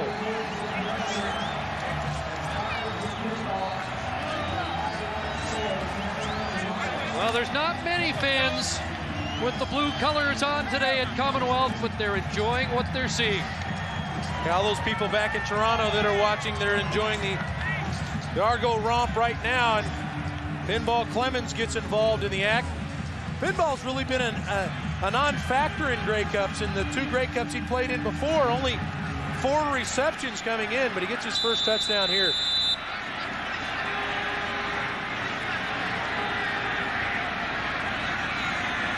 And Flutie and Vanderjet have words before this convert.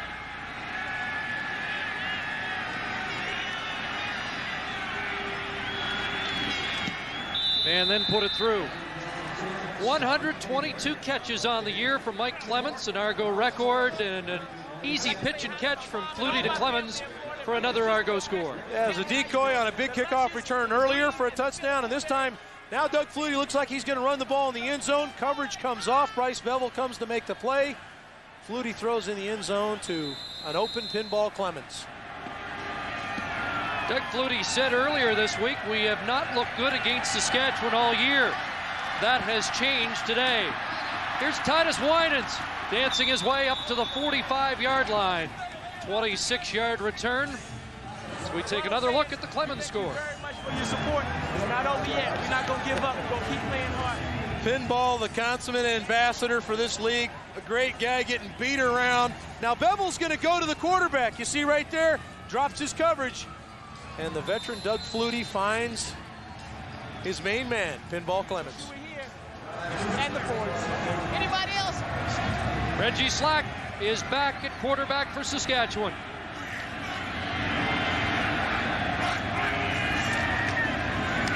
Play action. Narcisse. And Narcisse has it at the 53 of the Riders. Chris? Well, I tell you what, we talked about the offensive line. These guys are dominating. Watch these two guys. If you run it, Joskis is looking for Rogers. He's picked up enough presence of mind to turn back. Great job on Troy Alexander. Creates the lane, gives Flutie the option to run or throw. That'll kill any defense. Here's Daniels, 2nd and 2, and he powers his way for a big gain. I got a question for Chris Walby because he was in the last one-sided Grey Cup game, 1990, 50-11 over Edmonton. This has got to be really tough on Saskatchewan right now to keep their chins up. Oh, it's big time right now. You know, they need a spark. Somehow they got to get a score. They still got guys on that team that are probably believing they can win this game, but if they don't get something going right now, and I mean right now, it's over. Here's Reggie Slack looking for Mayfield, and a nice catch by Curtis Mayfield to the Argo 21. Well, you see what's happening, Chris, is they've decided to go to a no-huddle offense, which has speeded the game up, which in turn limits some of the things you can call defensively. Now you have to rely on the guys on the field, and the guys on the field are going to go to some of the things that are their favorites or some of the things that are more safe. Now it's allowing Reggie Slack to get in a rhythm. At the 21, short drop, and it's Mayfield again, upended near the 10-yard line, and Saskatchewan should have another first down. Curtis Mayfield, big catch on the last play. He reads blitz, cuts inside, gives his quarterback an outlet. Put the game in the hands of the players. Let them make the plays.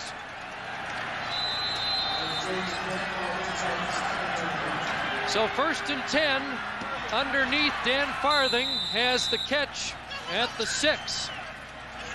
Leading receiver for the Roughriders during the regular season. 7-year veteran. He was on the 1990 Vanier Cup University of Saskatchewan team with Dwayne Dimitrition of the Argonauts.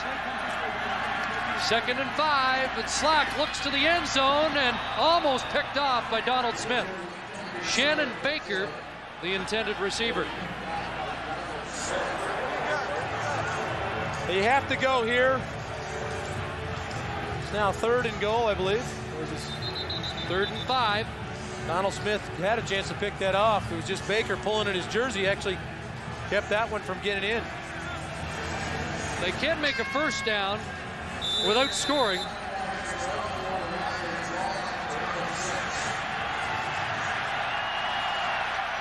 And here's the 3rd down gamble for Saskatchewan.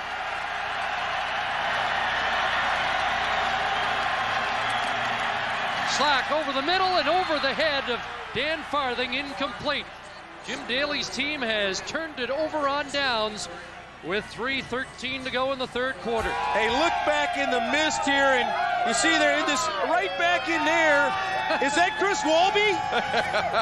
Hey, I didn't think you guys would catch me. I even put a hairpiece on for that one. Can't be Walby, the tub's not overflowing. Oh, hey. You know, we talked about the offensive line today, and Jim Barker is a big part of that, and he wanted me to say hello to his wife, Robin, and the 2 girls back home, and they weren't able to make it out here.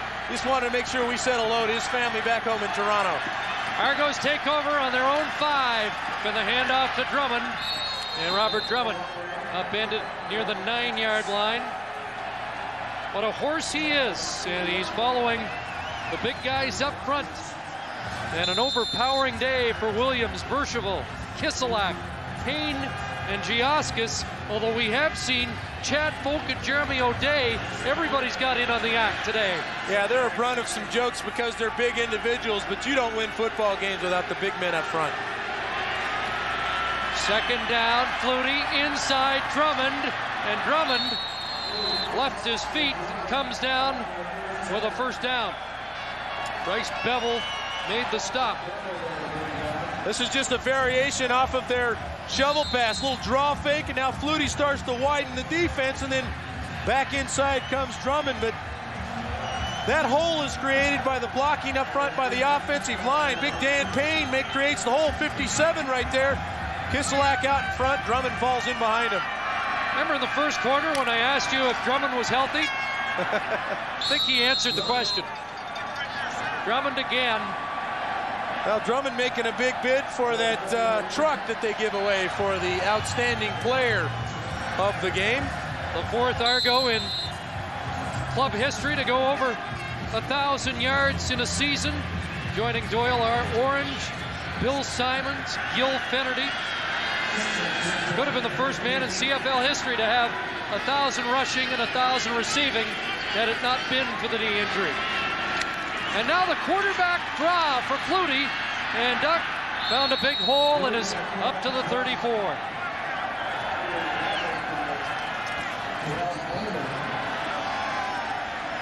Now this time Doug just floods everybody outside. He's got 3 guys on one side and 3 on the other, and that pulls all the defenders outside, and here comes that big offensive line at you. Mike Kiselak, 63, is going to get on Clark, create a block for him.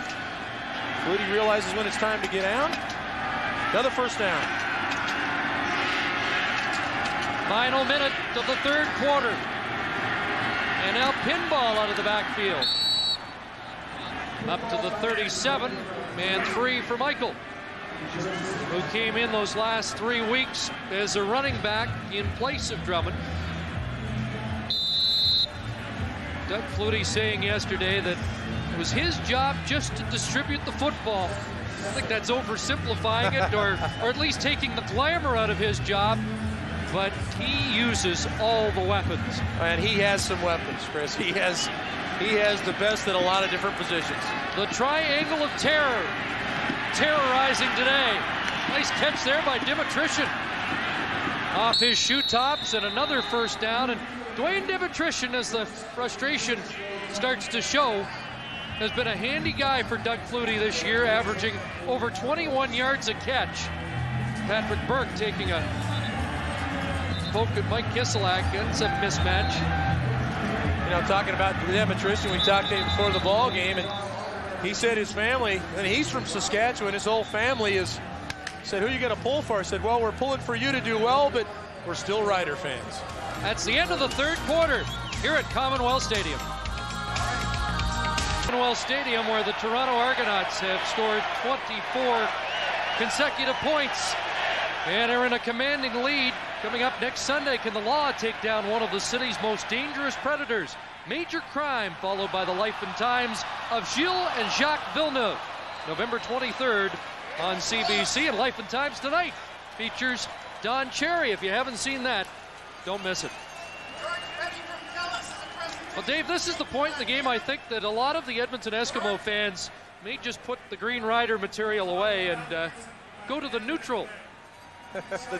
the neutral side of the game, and Toronto took over in the third quarter, and it happened early. The kickoff return, but they've dominated the game on every facet. You see the net yards at 405 yards to 208 there. That tells the story, but the special teams are not part of that. And Terrell Omer, who had just a super season this year for Saskatchewan at halfback, took the brunt of this hit. See the head down on the big back. Dimitrition goes about 225 pounds. And he just got a little stiff neck. Terrell's been wearing the balaclava all week. He came out to practice each day saying, we're here for a robbery, but I think he's been mugged instead. Argos 6 for 6 in the third quarter on second down conversions. Now it's a first down at their own 47-yard line. Flutie Looks over the middle. There's Daryl Mitchell. And the speedy Mitchell crosses midfield, forced out near the first down stick by Eric Sutton. That secondary's been beaten up. Sutton was nicked earlier. Ulmer out now. Todd McMillan was injured. Well, Daryl Mitchell just comes underneath. Doug Flutie throws the football to him. And now Mitchell does what he does best. He had 1,400, almost 1,500 yards receiving this year. It's because he runs so well after the catch. Sutton has to just kind of corral him and push him out of bounds, but close to another Toronto first down. Yeah, it's been a tough job today for the young Saskatchewan secondary. And you talk about how many first-year guys they have in this Grey Cup. They have 4 starters on defense that this is their first playoff experience. The 2 playoff games in the Grey Cup, and 3 of those people are in the secondary. So it's been a learning experience. Doug Flutie and his weapons have come out blazing.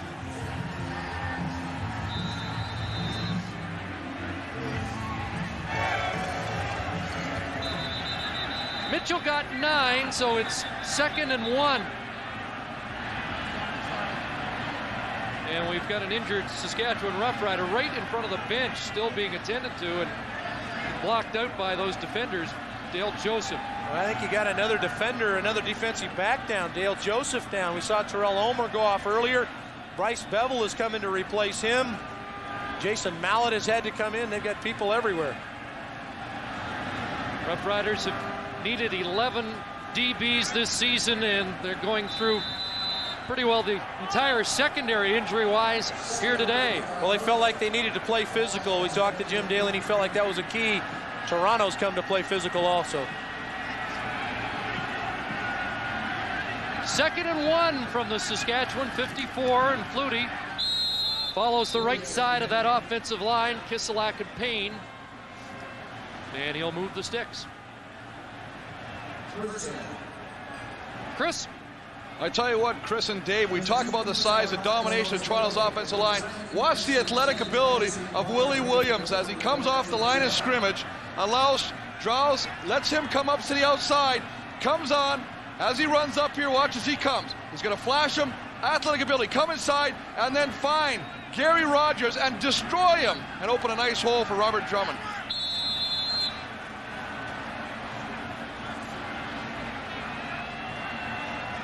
Big Willie Williams, a former tight end. The Saskatchewan Roughriders now have called a timeout.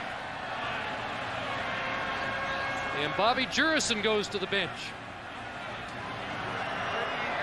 Yes, okay? You're the dime, okay? Put Ricky at free safety, Jason and Bryce at a halfback. Hey, get Ricky back. Well, what's happening here is they're trying to sort out their problems in the secondary. Ricky Walters, a wide receiver, slot back, has come in to play free safety.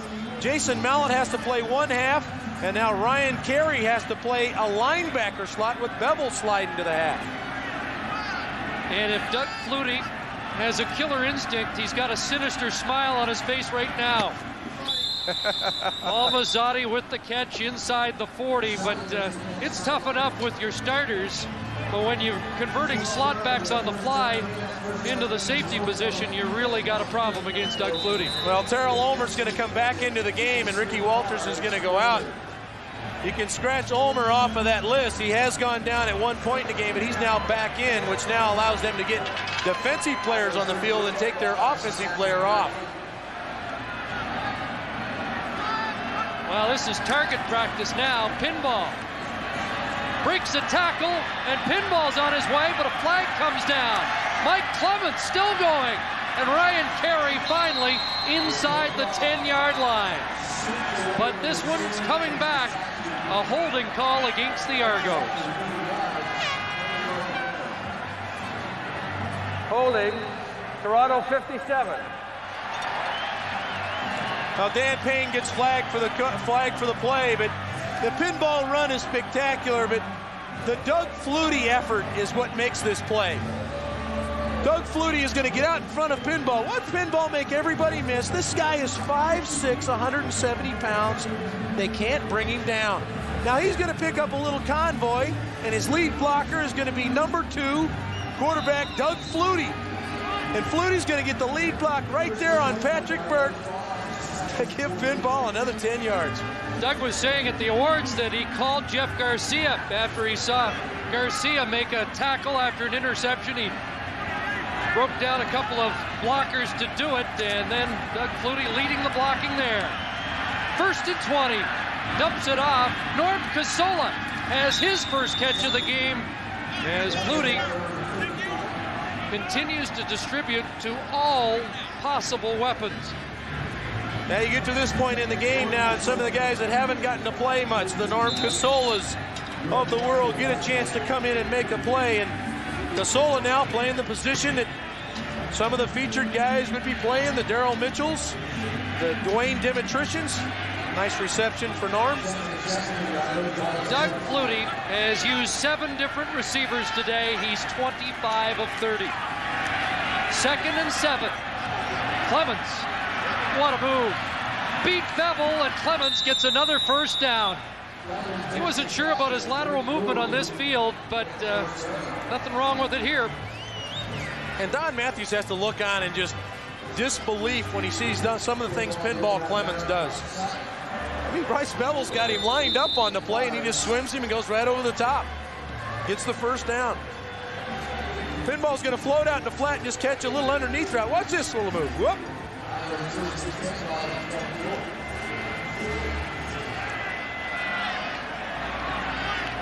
He's put on a clinic today, hasn't he? Little shovel pass again to Clemens, who reverses his field. And Pinball, a tough guy to bring down. All 5'6". You don't believe he's 170, do you? No, I'm amazed at Pinball. I've had a chance to play against teams that he played on, and I sat, whenever he touched the ball, he was one of those guys, if you're sitting on the bench, you got up to watch him play, and it's been a treat to watch him play this season with some of the games I've had a chance to do, and he's putting on another show again here in the 4th quarter of the Grey Cup. Well, he breaks records with the frequency of Wayne Gretzky, and he has another in this Grey Cup game. 2nd and 2, looking into the end zone, Clemens! And that one, I think, was deflected by Greg Clark, the middle linebacker. It's a couple of times today, Pinball's been awaiting passes in the end zone that didn't get to him. Well, that's a good play by Greg Clark. He's isolated against one of the toughest receivers in the league. I'm sure he thought, what am I doing out here against this guy? But he reaches out and just gets a thumb on the ball, which deflects it just a touch and takes the concentration away from Pinball. So it's 3rd and 2 from the Saskatchewan 15, and I think the offense wanted to stay on the field, but Don Matthews calls off the Dogs and sends in Mike Vanderjagt.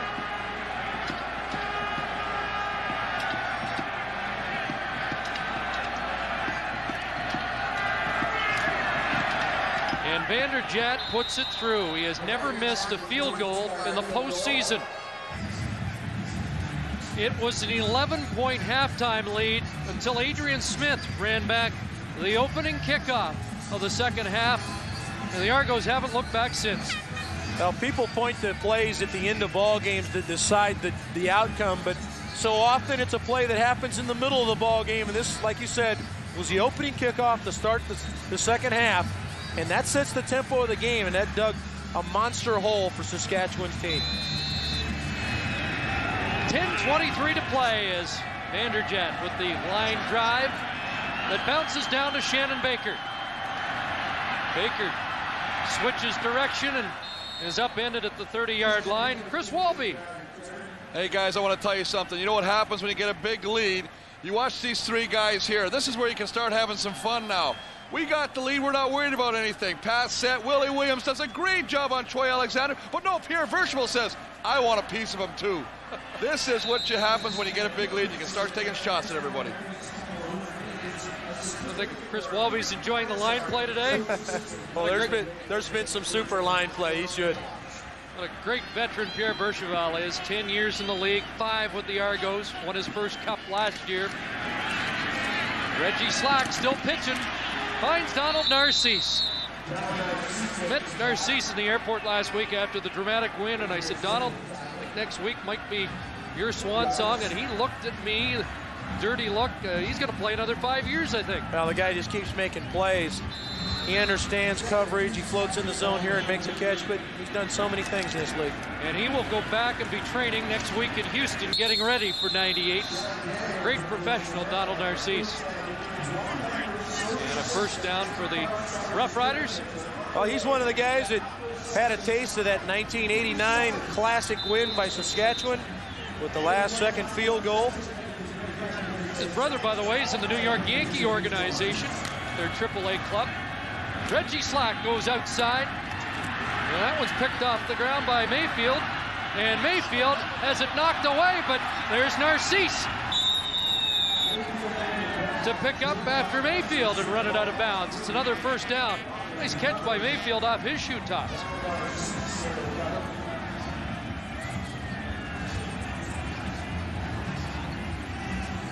Well, I think he got a little help from the turf there, but then the ball just shoots right in, almost like the hook and ladder back to Narcisse to pick up the first down. First down at the Argo 51. Reggie Givens is in pursuit. Slack looking deep, looking for Saunders. Touchdown, Mike Saunders.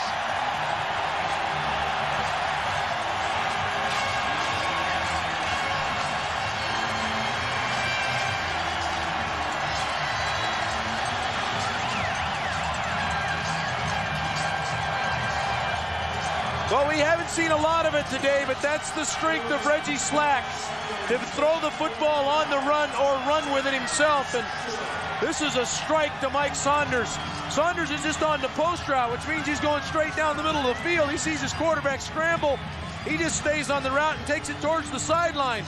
Now that's Lester Smith right there, and that tells you a little bit of Saunders' ability as a receiver. Saunders let go by the Argos. They tried him at slot back, which was out of position for him, and Don Matthews decided to go another way. Saunders showing you there that he's a pretty good receiver. Mike Saunders with the touchdown catch, 4 plays, 80 yards, to make it look a little more respectable for Reggie Slack. Well, the plays have been few and far between. Saunders is coming out of the middle of the field and running the post, and Slack scrambles out of the pocket, and Saunders stays on the route, and Slack shows the gun, loads it up and lets it go, and it's a perfect throw. Well, Saskatchewan scores, and is it imperative to try the short kick? Instead, they just kick it away. This little action on that ball, and it forced Johnny Harris to scamper over and just knock it out of bounds. So I guess it was a longer version of a short kick for Paul McCallum, but the Argos maintained possession. Looked like a little wedge shot there. He shut that down, had a little about an 8-footer left for birdie. Yeah, knocked it down the way you did at Glen Abbey that day. Yeah. Well, we are seeing the greatest player in CFL history at his best in a stadium where a lot of people said he could not excel in November.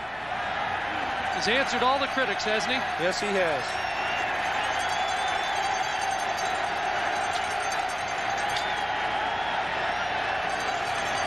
Mike Clements is playing where Robert Drummond started the game, and Clements having as much success up to the 45-yard line. You know, talking about Doug Flutie and what he's done today and what he's done throughout his career with help of the pinball Clemens, but Flutie, you got to start wondering what's next for Doug Flutie. Is he gonna stay with Toronto? Does he move on? The guy he's won 3 Grey Cups. He's a 6-time MVP. Does he come back? Is the league in the South beckoning him to come there? You got to kind of wonder about Doug Flutie's future. But you were the only quarterback that we wondered about future. But I did talk to Eric Tillman, the Argo GM, about Doug and his status, and he feels that Doug Flutie will stay right here at age 35, close proximity to his home in suburban Boston. There's Eric Tillman in the background. Eric Tillman is right there. He's behind the defensive coordinator, Bill Bradley, and the offensive coordinator, John Jenkins, the 2 men seated. He feels that Flutie is in an environment that Doug has certainly not disagreed. It's a happy environment right now. He loves the CFL game. I guess the only thing left is to build this dynasty even bigger. Flutie over the middle, incomplete. And there was some traffic there. Mazzotti looking for a flag on the 2nd and 11 play. And Patrick Burke probably got away with one there. Well, I think at some point we're going to see Doug come out of the ball game. He's had a super day, but he takes a big shot on the legs from Rogers. Tight coverage from Patrick Burke, but you got to think at some point Andre Ware gets a shot for reasons like that. You don't need Doug Flutie taking a shot around the legs. High snap to Vanderjagt, who's in trouble, throwing it, incomplete. And they'll turn it over on downs. Chris Zarka broke through and forced Vanderjagt to hurry it. If Flutie goes out, Mike Vanderjagt probably isn't coming in. Well, on a day where everything has gone the Argos' way, they get another break. Dan Rashovich called for a face mask, and so the Argos maintained possession. Dave, last year the game was so good and it got down to the last minute. We didn't get a chance to thank everybody up here, and they all disappeared. But I wanted to thank our spotter, Larry Mueller, Carl Creighton, George Cootie, the Moyer brothers upstairs just above us who helped us during the course of the year. There's the gang. Where'd you go, Mueller? A great job these guys do for us, and we appreciate it. Here's Flutie going back to work, and Dwayne Dimitrition breaks a tackle and is still going down to the 35-yard line. Well, somewhere in Saskatchewan, the fans are cheering for Dwayne Dimitrition. Yes, they are. He's had a super season, and that was a position that coming into the year that the coach, Don Matthews, felt was their weak link. They tried Saunders there. They had a guy named Malvo that was there that played, but Dimitrition, the Canadian, stepped up and said, I'll play that position for you, and he's really stepped up and made some big plays for Doug Flutie. 5:40 to go. First and 10, and there's Dimitrition again. Ulmer on him quickly, but that's another first down as Clark takes him to the turf.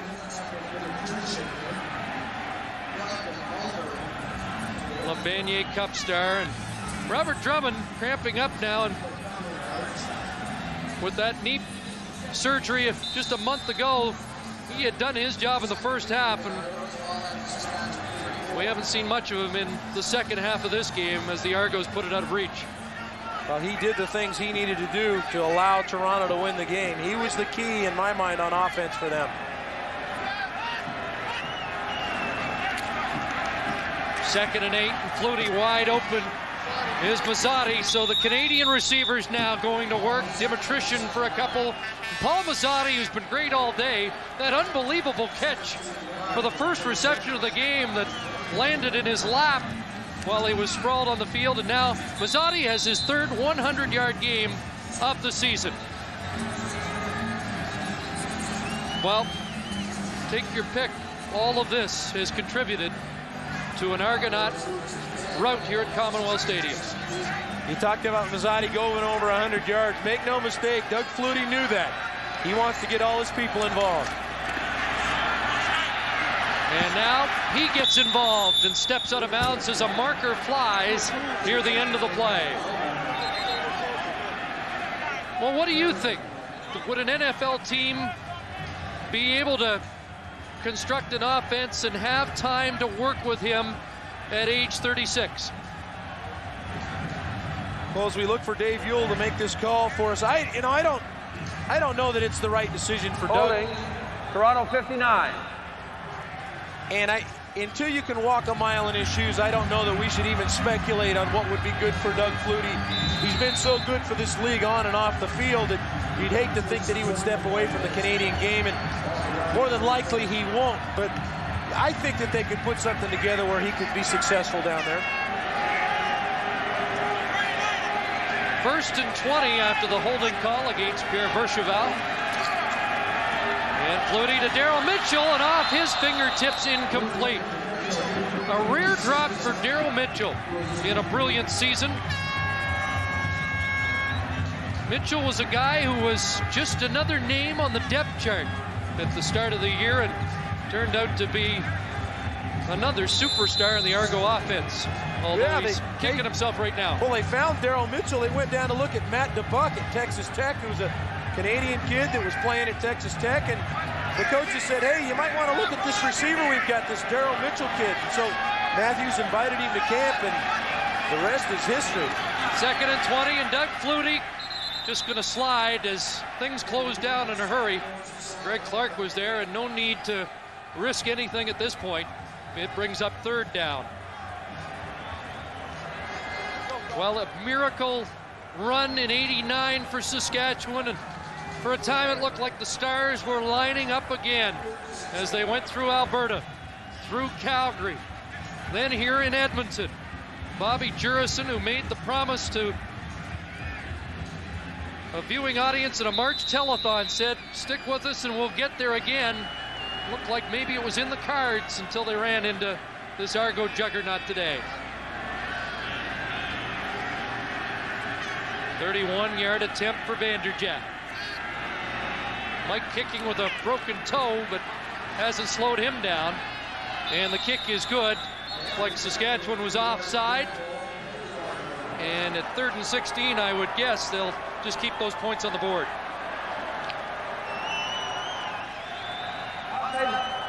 Saskatchewan number 2. Penalties declined. Field goal is good. Now Robert Drummond capping a brilliant season here, and looks like he is in some discomfort. Well, he wants to be on the field with his teammates. They're all out there having fun. He wants to be a part of it. Sean Daniels out of the backfield. Pass incomplete. Doug Flutie today, all-time Grey Cup records for completions, attempts, and yards. 47-16. The Argos scored in all 5 possessions here in the second half. That's the gloomy story for Saskatchewan today. 47-16. Has not been a repeat winner of that great old mug in 15 years, but that will change here today. There's defensive coordinator Bill Bradley. We've talked about the future of Doug Flutie. His defense led the league in 22 of 25 defensive categories, and you got to kind of wonder about his future. There's been some speculation that his old university, where he was an All-American, Texas, might consider bringing him back as the head man. 2nd and 10, a marker down, a slack. Throws outside, complete. Donald Narcisse. That's the biggest difficulty in building a dynasty is you win the cup back-to-back, and they're bringing it on, and Toronto's going to get a sip from the cup once again, and there's nothing like it to win a championship. Flutie and the boys are going to win another one, but you talk about dynasties and trying to keep a team together. It goes coaches and everything, because all the teams are going to try to sign free agents off this team because they know they're top players, and as well as the coaches being groomed for other places.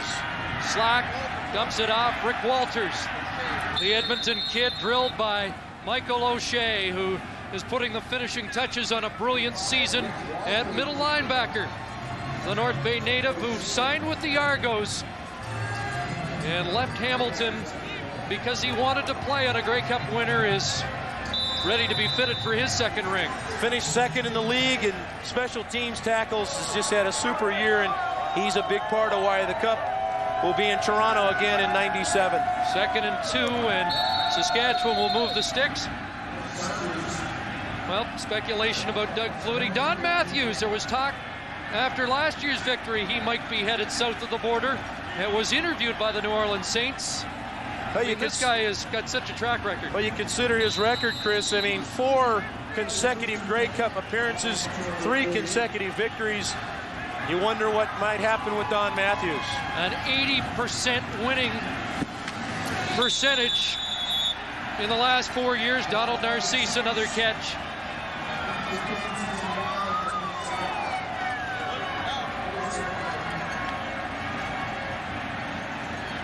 Well, now it begins to sink in for all the Toronto players and coaches that they realize the game is out of reach, and they realize, and now they begin to reflect on what it took to get to this point. All through training camp, the fighting through training camp, the the players that were friends that were released, the 2 preseason games, the battle through 18 regular season games, the playoffs, and now to have a chance to win the championship and taste the cup. There's Kelly Wiltshire. There's a few Argos on that sideline. They're going to taste it for the first time. Wiltshire, Kerwin, Jeremy O'Day, Chad Folk. There's Narcisse with another catch, and the emotional leader of that offense for Saskatchewan makes his 7th catch of the day. Doug's wife comes down to congratulate him. Looks like Paul Mazzotti getting some congratulatory hugs from his wife also. So they're beginning to celebrate in Toronto as they are here in Commonwealth Stadium. Saunders taken out with 1:36 to play. And the Roughriders grinding down the clock. Well, Jim Daly's crew came to play, Chris. They ran into a tough team, and everybody knew that Toronto was the team to beat, and it's come to pass. But the Saskatchewan Roughriders have nothing to be ashamed about. They were road warriors through this playoff, winning in Calgary and then here in Edmonton last week. They just ran into a tough team today, but they've had a super year. 1st and 10 for Slack. Going outside again for Mayfield, and Donald Smith gets his hands on the football. We got more information on that gallery showing. Little pastels, colored pencils, acrylics for Donald Smith at the Nara Gallery. Yeah, Donald's going to have that. That's going to be the 22nd and 23rd of November. So, you know, these guys just don't hit people and knock the football down. They have some other talents, and Donald Smith is an accomplished artist, and he's having a show. So I encourage everybody in the Toronto area to have a chance to go over and look at some of Donald's work. The Argos have put together a masterpiece this afternoon, showcasing all their talents. Slack into the end zone, jump ball, and Donald Smith bumped Narcisse, and the markers fly. Well, Donald, you're going to get an art critic or two, and you're going to get a referee that'll throw a flag when you don't think he should. Well, we've talked about the factor the Smith brothers. We call them brothers. They're not brothers, but Lester Smith, Donald Smith, and Adrian Smith have played a huge role tonight. Donald Smith lost the cup in '93 and a winner last year with the Argos.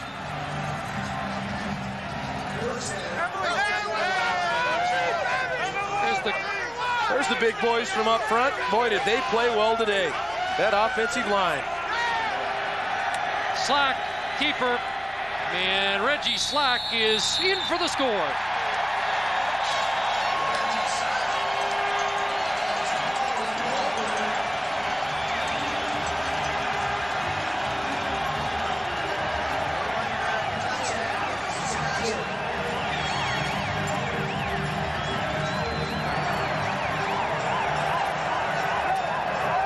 Jim Daly stuck with Reggie Slack throughout the year, and Reggie Slack paid him off in the playoffs with some superior play.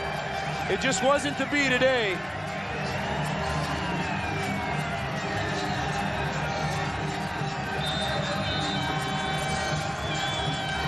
Behind Carl Coulter in the big offensive line, Slack scores.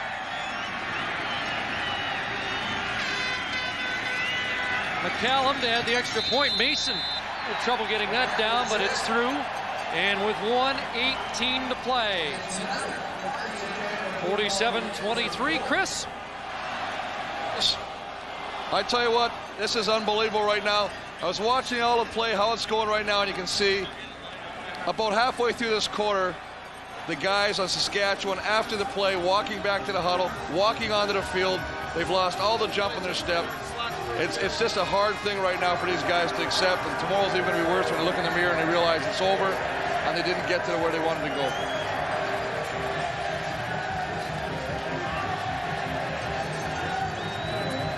Well, this team will be better for it next year. You can bet that Jim Daly's team will come out fired up, because once you taste an opportunity to win the cup and get turned away, so often you come back battling to try to win it again the next season.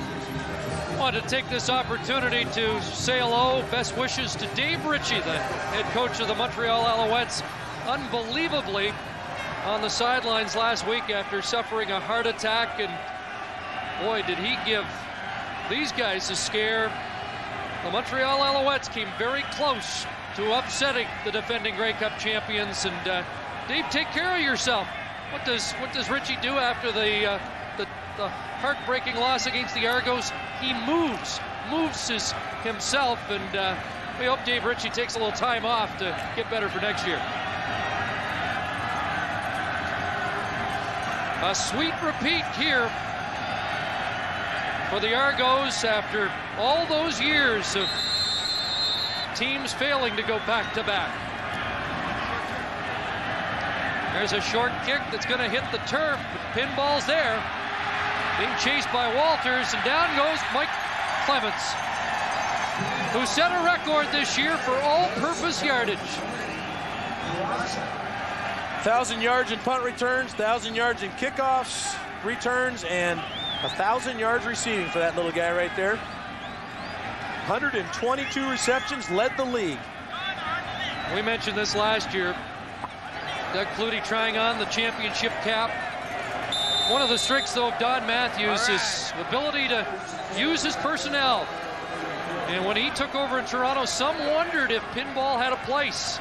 Don Matthews certainly has used him effectively. And Andre Ware now in, and look at Clements go. Pinball going to chew up clock instead of yardage here. It's the kind of guy he is. Yeah, Pinball realizes this game is over. He's not interested in getting in the end zone again. He realizes there's guys on the other side of the field that have a tremendous amount of pride. He's not interested in getting the ball down. He just wants the clock to run out and get off the field. He has a lot of respect for his opponents, and he had a lot of respect for the Saskatchewan Roughrider team when they came in.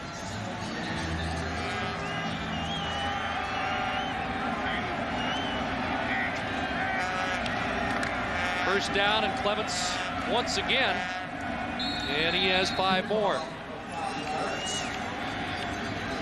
Well, there was some that weren't sure that Pinball could keep running the football. Don Matthews came in and said he doesn't have to. He'll be a slot back for us.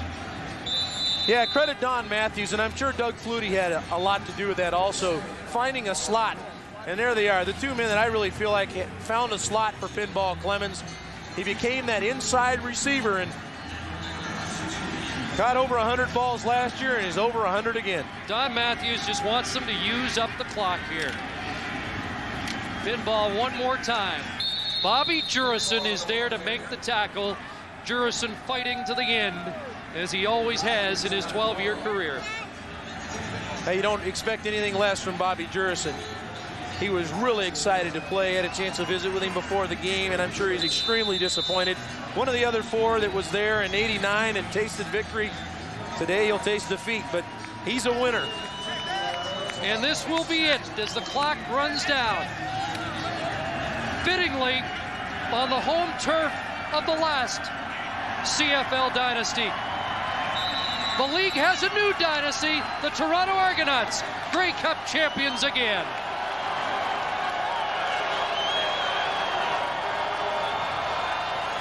Final score of the 1997 Edmonton Grey Cup game, Toronto 47, Saskatchewan 23.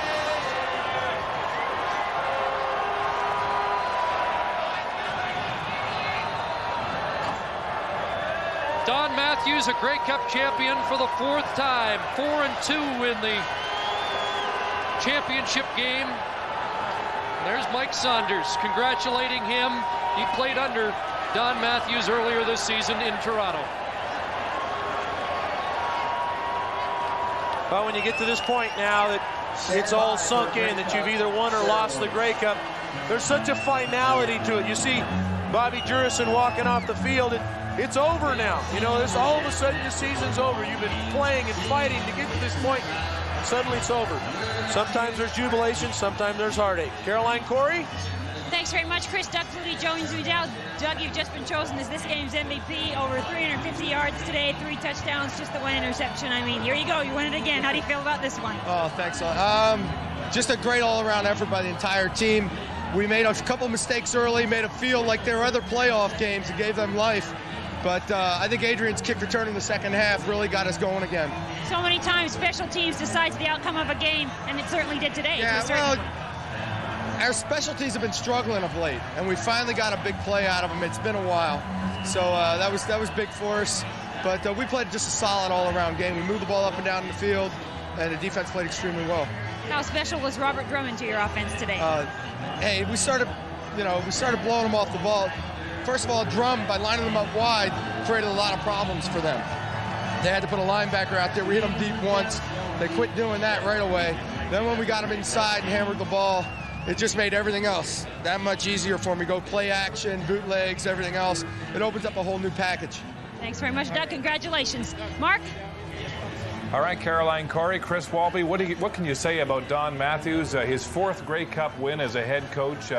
He's done it with 3 different teams now, 3 in a row. Well, I think the big thing you got to look at him, and not to make fun or joke about him, but he is really the Bob Vila of the CFL. He takes franchises and finds players and it puts them in the proper place where they can exploit defenses or exploit offenses. He just builds. He's like the best Lego set you've ever had in your life, and you build with the dream machine because everywhere he's gone, he's created winners. The Argo fans were in short supply here today, and now you see the Argos going to congratulate and get congratulations from their fans who traveled here today. Mike Pinball Clemens, we saw a shot of him earlier. There's Paul Massotti. He suffered through some lean years in Toronto, and now he gets his due. He's the top Canadian here in this game.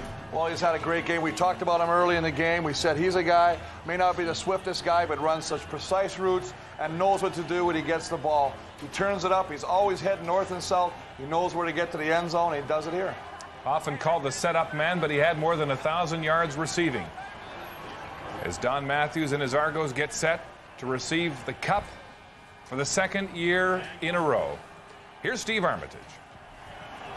It is now my pleasure to call upon the hard-working commissioner at the CFL, John Tory, to present the Grey Cup to the 1997 champions, the Toronto Argonauts.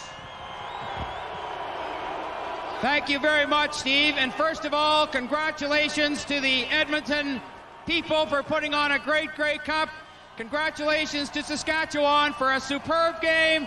And congratulations to Bob Nicholson, Don Matthews, Doug Flutie, and the Toronto Argonauts, 1997 Grey Cup champions.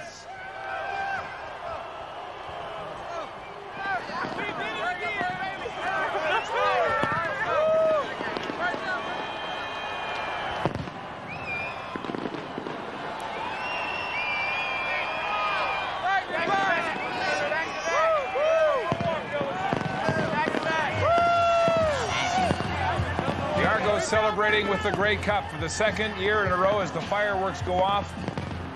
They were booed when the cup was presented here in Commonwealth Stadium. The big shots from the big city, and perhaps the best example of team spirit. Doug Flutie orchestrating back-to-back Grey Cups for the Argonauts. Back-to-back 15-3 seasons that culminate with the title. The Argos chanting as they do every week together with the cup, the $48 Grey Cup here in Edmonton. The Argos still lingering in the cold evening air at Commonwealth Stadium, celebrating their 2nd Grey Cup in a row. Perhaps fitting that they win it here at Commonwealth Stadium, the home of the Eskimos. There's Brendan Rodgers, his wife at the game. What a story for him as he stood on the sidelines injured 1 year ago and didn't get his name on the cup, Chris Walby. That's one of the nicest stories of this cup, is here the guy who was told by the doctors you might never play. This is a serious neck injury. Ends up coming back and is part of a great Grey Cup winning game. And actually, if you look at what he's done in the final against Montreal, all along making big plays, and again today, maybe not making the big tackles, but some crucial key blocks on that punt return and on that kickoff return to open the second half for Adrian Smith. And he's waited a long time for this because he spent two Grey Cups with you guys and the Bombers and lost those. So that's his 4th shot at it, and he finally gets it. I want to thank you for rubbing it in. It's not fun being a bridesmaid, and my heart is out to Saskatchewan. They played tough. They just were overmatched today, and they got Doug Flutie on a hot day. The whole team and the offensive line of Toronto, we got to give these guys credit. They opened some super holes. Robert Drummond, anybody could have run. Doug Flutie took off for a couple. That's what you want out of the big boys up front, and they came to play today. It was indeed vintage Doug Flutie, 30 of 38 for 350 yards and 3 touchdowns. That might have been one of his best playoff performances ever. Well, let's go upstairs to the booth for their final thoughts today, and here's Chris and Dave. Mark, a 24-point win by Toronto. It's the 10th time in 20 games this year they've won by that spread or more.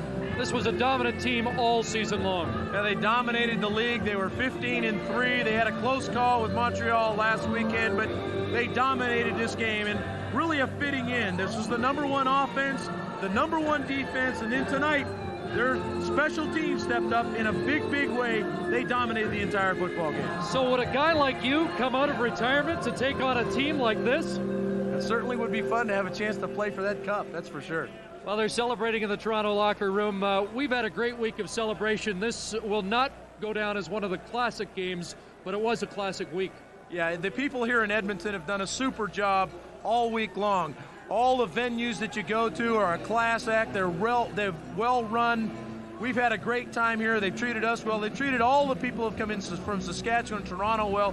It's been a lot of fun here in Edmonton. So a tip of the cap to the Edmonton Eskimo fans that made it special, but especially to the Saskatchewan fans because they left their mark on these 97 playoffs, didn't they? They really did. It was a lot of fun to see the fans in the streets and at the parades and at the different parties. And again, here at Commonwealth, they were a factor, although their team wasn't able to step up for them today. Got to tell you, partner, I am torn because I love watching you play, but I like you alongside in the broadcast booth, though. Whatever you decide, good luck. Well, I appreciate it, Chris. It's been a pleasure working with you this year. Thanks a lot. Mark?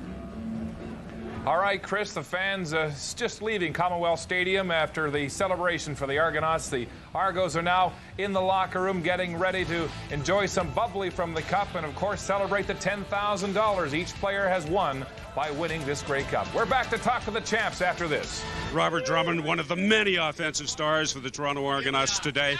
Robert, I don't have a truck to give you. I'm sorry about that. But Don Matthews just gave you a penny. Tell me that story. You know, it was actually the first day of practice we got here. You know, I was walking on the field. We were going through practice, and I found a penny. I mean, just happened to find a penny on the field, you know, and I was just picked the penny up, and I said, you know, this penny might be good luck. And Coach Matthews was like, you know what, Robert, I'll hold that penny. And he's walked up to me and just handed me this penny now, and what a great feeling to win our third Grey Cup in a row, you know. But as everyone had me having a great day, you know, I owe it all to my offensive line. You know, if they could all come around and stand up here, I mean, I wouldn't be here today if it wasn't for those guys. You know, they've kept me up all year long. They've kept me going all year long, even when I hurt my knee. And what a great feeling, and we're the Grey Cup champions. You certainly are. Robert Drummond, congratulations. Thank you very much. Mark, back to you. Steve called them the gracious and the classy champions of the Canadian Football League. The Argos defeating Saskatchewan 47-23 on a cold afternoon, on a gray day here in Edmonton. The Grey Cup champions, the Double Blue, do the Grey Cup double with a 47-23 win over the Saskatchewan Roughriders. We talked about what a team this team is at the top of the show, and we had a perfect example just moments ago when Doug Flutie gave his MVP truck to teammate Paul Massotti. Let's go back to the Argo locker room, and here's Steve. Thank you, Mark. This might be the quietest winning dressing room I've ever been in, Adrian Smith. Well, we got 59,500 fans going for Saskatchewan, only 500 for us. You know, it's hard to, to get excited about it. But, hey, we're excited inside. We was here last year. We know what it's like. We just enjoying it amongst ourselves.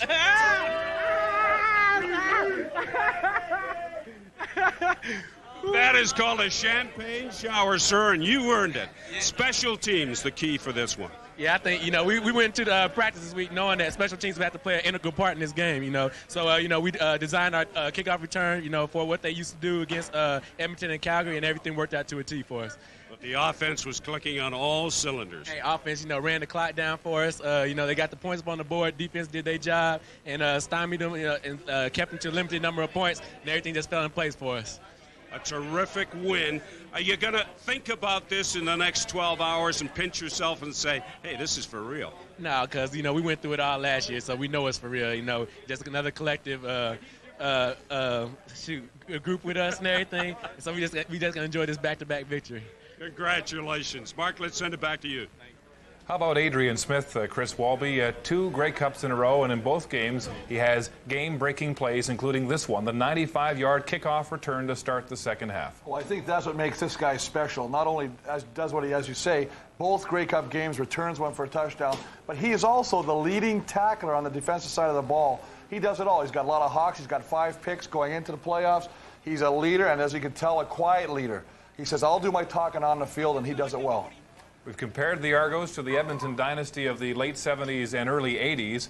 What about a dynasty in the making here? There are lots of free agents on this team. Might the Argos and their management be able to keep this team together? I think it's a little different now than it was then. In those days, the general managers kind of went and said, listen, if you don't touch our free agents, we won't touch yours. There's a lot of back scratching. Nowadays, it's an open market. Jeff Reinbold proved that last year. I think you're going to see a lot of movement of free agents this year. Doug Flutie is a free agent, but I've heard him say he would really like to break Ron Lancaster's all-time CFL passing record. Well, I agree with you about that, but I think Steve's got somebody, so let's go down and see what Steve Armitage has in the locker room. All right. Thank you, Chris. And I'm with the head coach of the Toronto Argonauts, Don Matthews. Don, a tremendous performance out there from all sides of the football, offense, defense, special teams. Steve, that, it makes it all worthwhile. You fight all year to try to get here, and sometimes when a lot of people tell you you can't because it's tough to repeat, these guys believe that they could get it done all year. They came to training camp with that in mind. They worked the entire year with one goal in mind, and it's just fun to watch them play this final game. Is there anything that makes this Grey Cup special from all the others? They're all special. This one's special because it's right now. It's right at the moment. You cherish every single one of them for different reasons. There's a lot of people I'm happy for. I'm happy for all the players. I'm happy for Bob Nicholson, who endured so many bad seasons before we were able to turn it around, and Paul Beeston, who helped put all this together, and all the people that went into making this football team as successful, all the assistant coaches who do all the work. Boy, I'll tell you what, it's just great. And, people who haven't been as fortunate as I have to be to as many, it's fun to watch these guys enjoy it. Don, this is probably not the time or the place, but touch on your future. Well, unless you've heard something, I'm still under contract for the Argos, and I love coaching for the Argos. And I'm sure they'll love to have you back. Thank you very much, and congratulations once again. Don Matthews, the head coach. Mark? Don Matthews now with 9 Grey Cup rings in his collection, and there you see the offensive brain trust of the Toronto Argonauts, Doug Flutie and Don Matthews. Mark, Jim, I guess you got to feel a little bit disappointed walking away from this one. Well, we certainly obviously are disappointed in the outcome. We're certainly very congratulatory to Toronto. It was an outstanding year they've had and a great game. But as I just finished telling our players in our locker room, as disappointed as we are, we have to take tremendous pride in how far we've come in 12 months. At this point, 12 months ago, we were last in the league, and a few months later, we didn't know if we were going to have a team. And for this organization and the fans and the coaches and players to have put together the run we had this year over some real tough situations, I think it says a lot about the character of our whole organization and especially the players.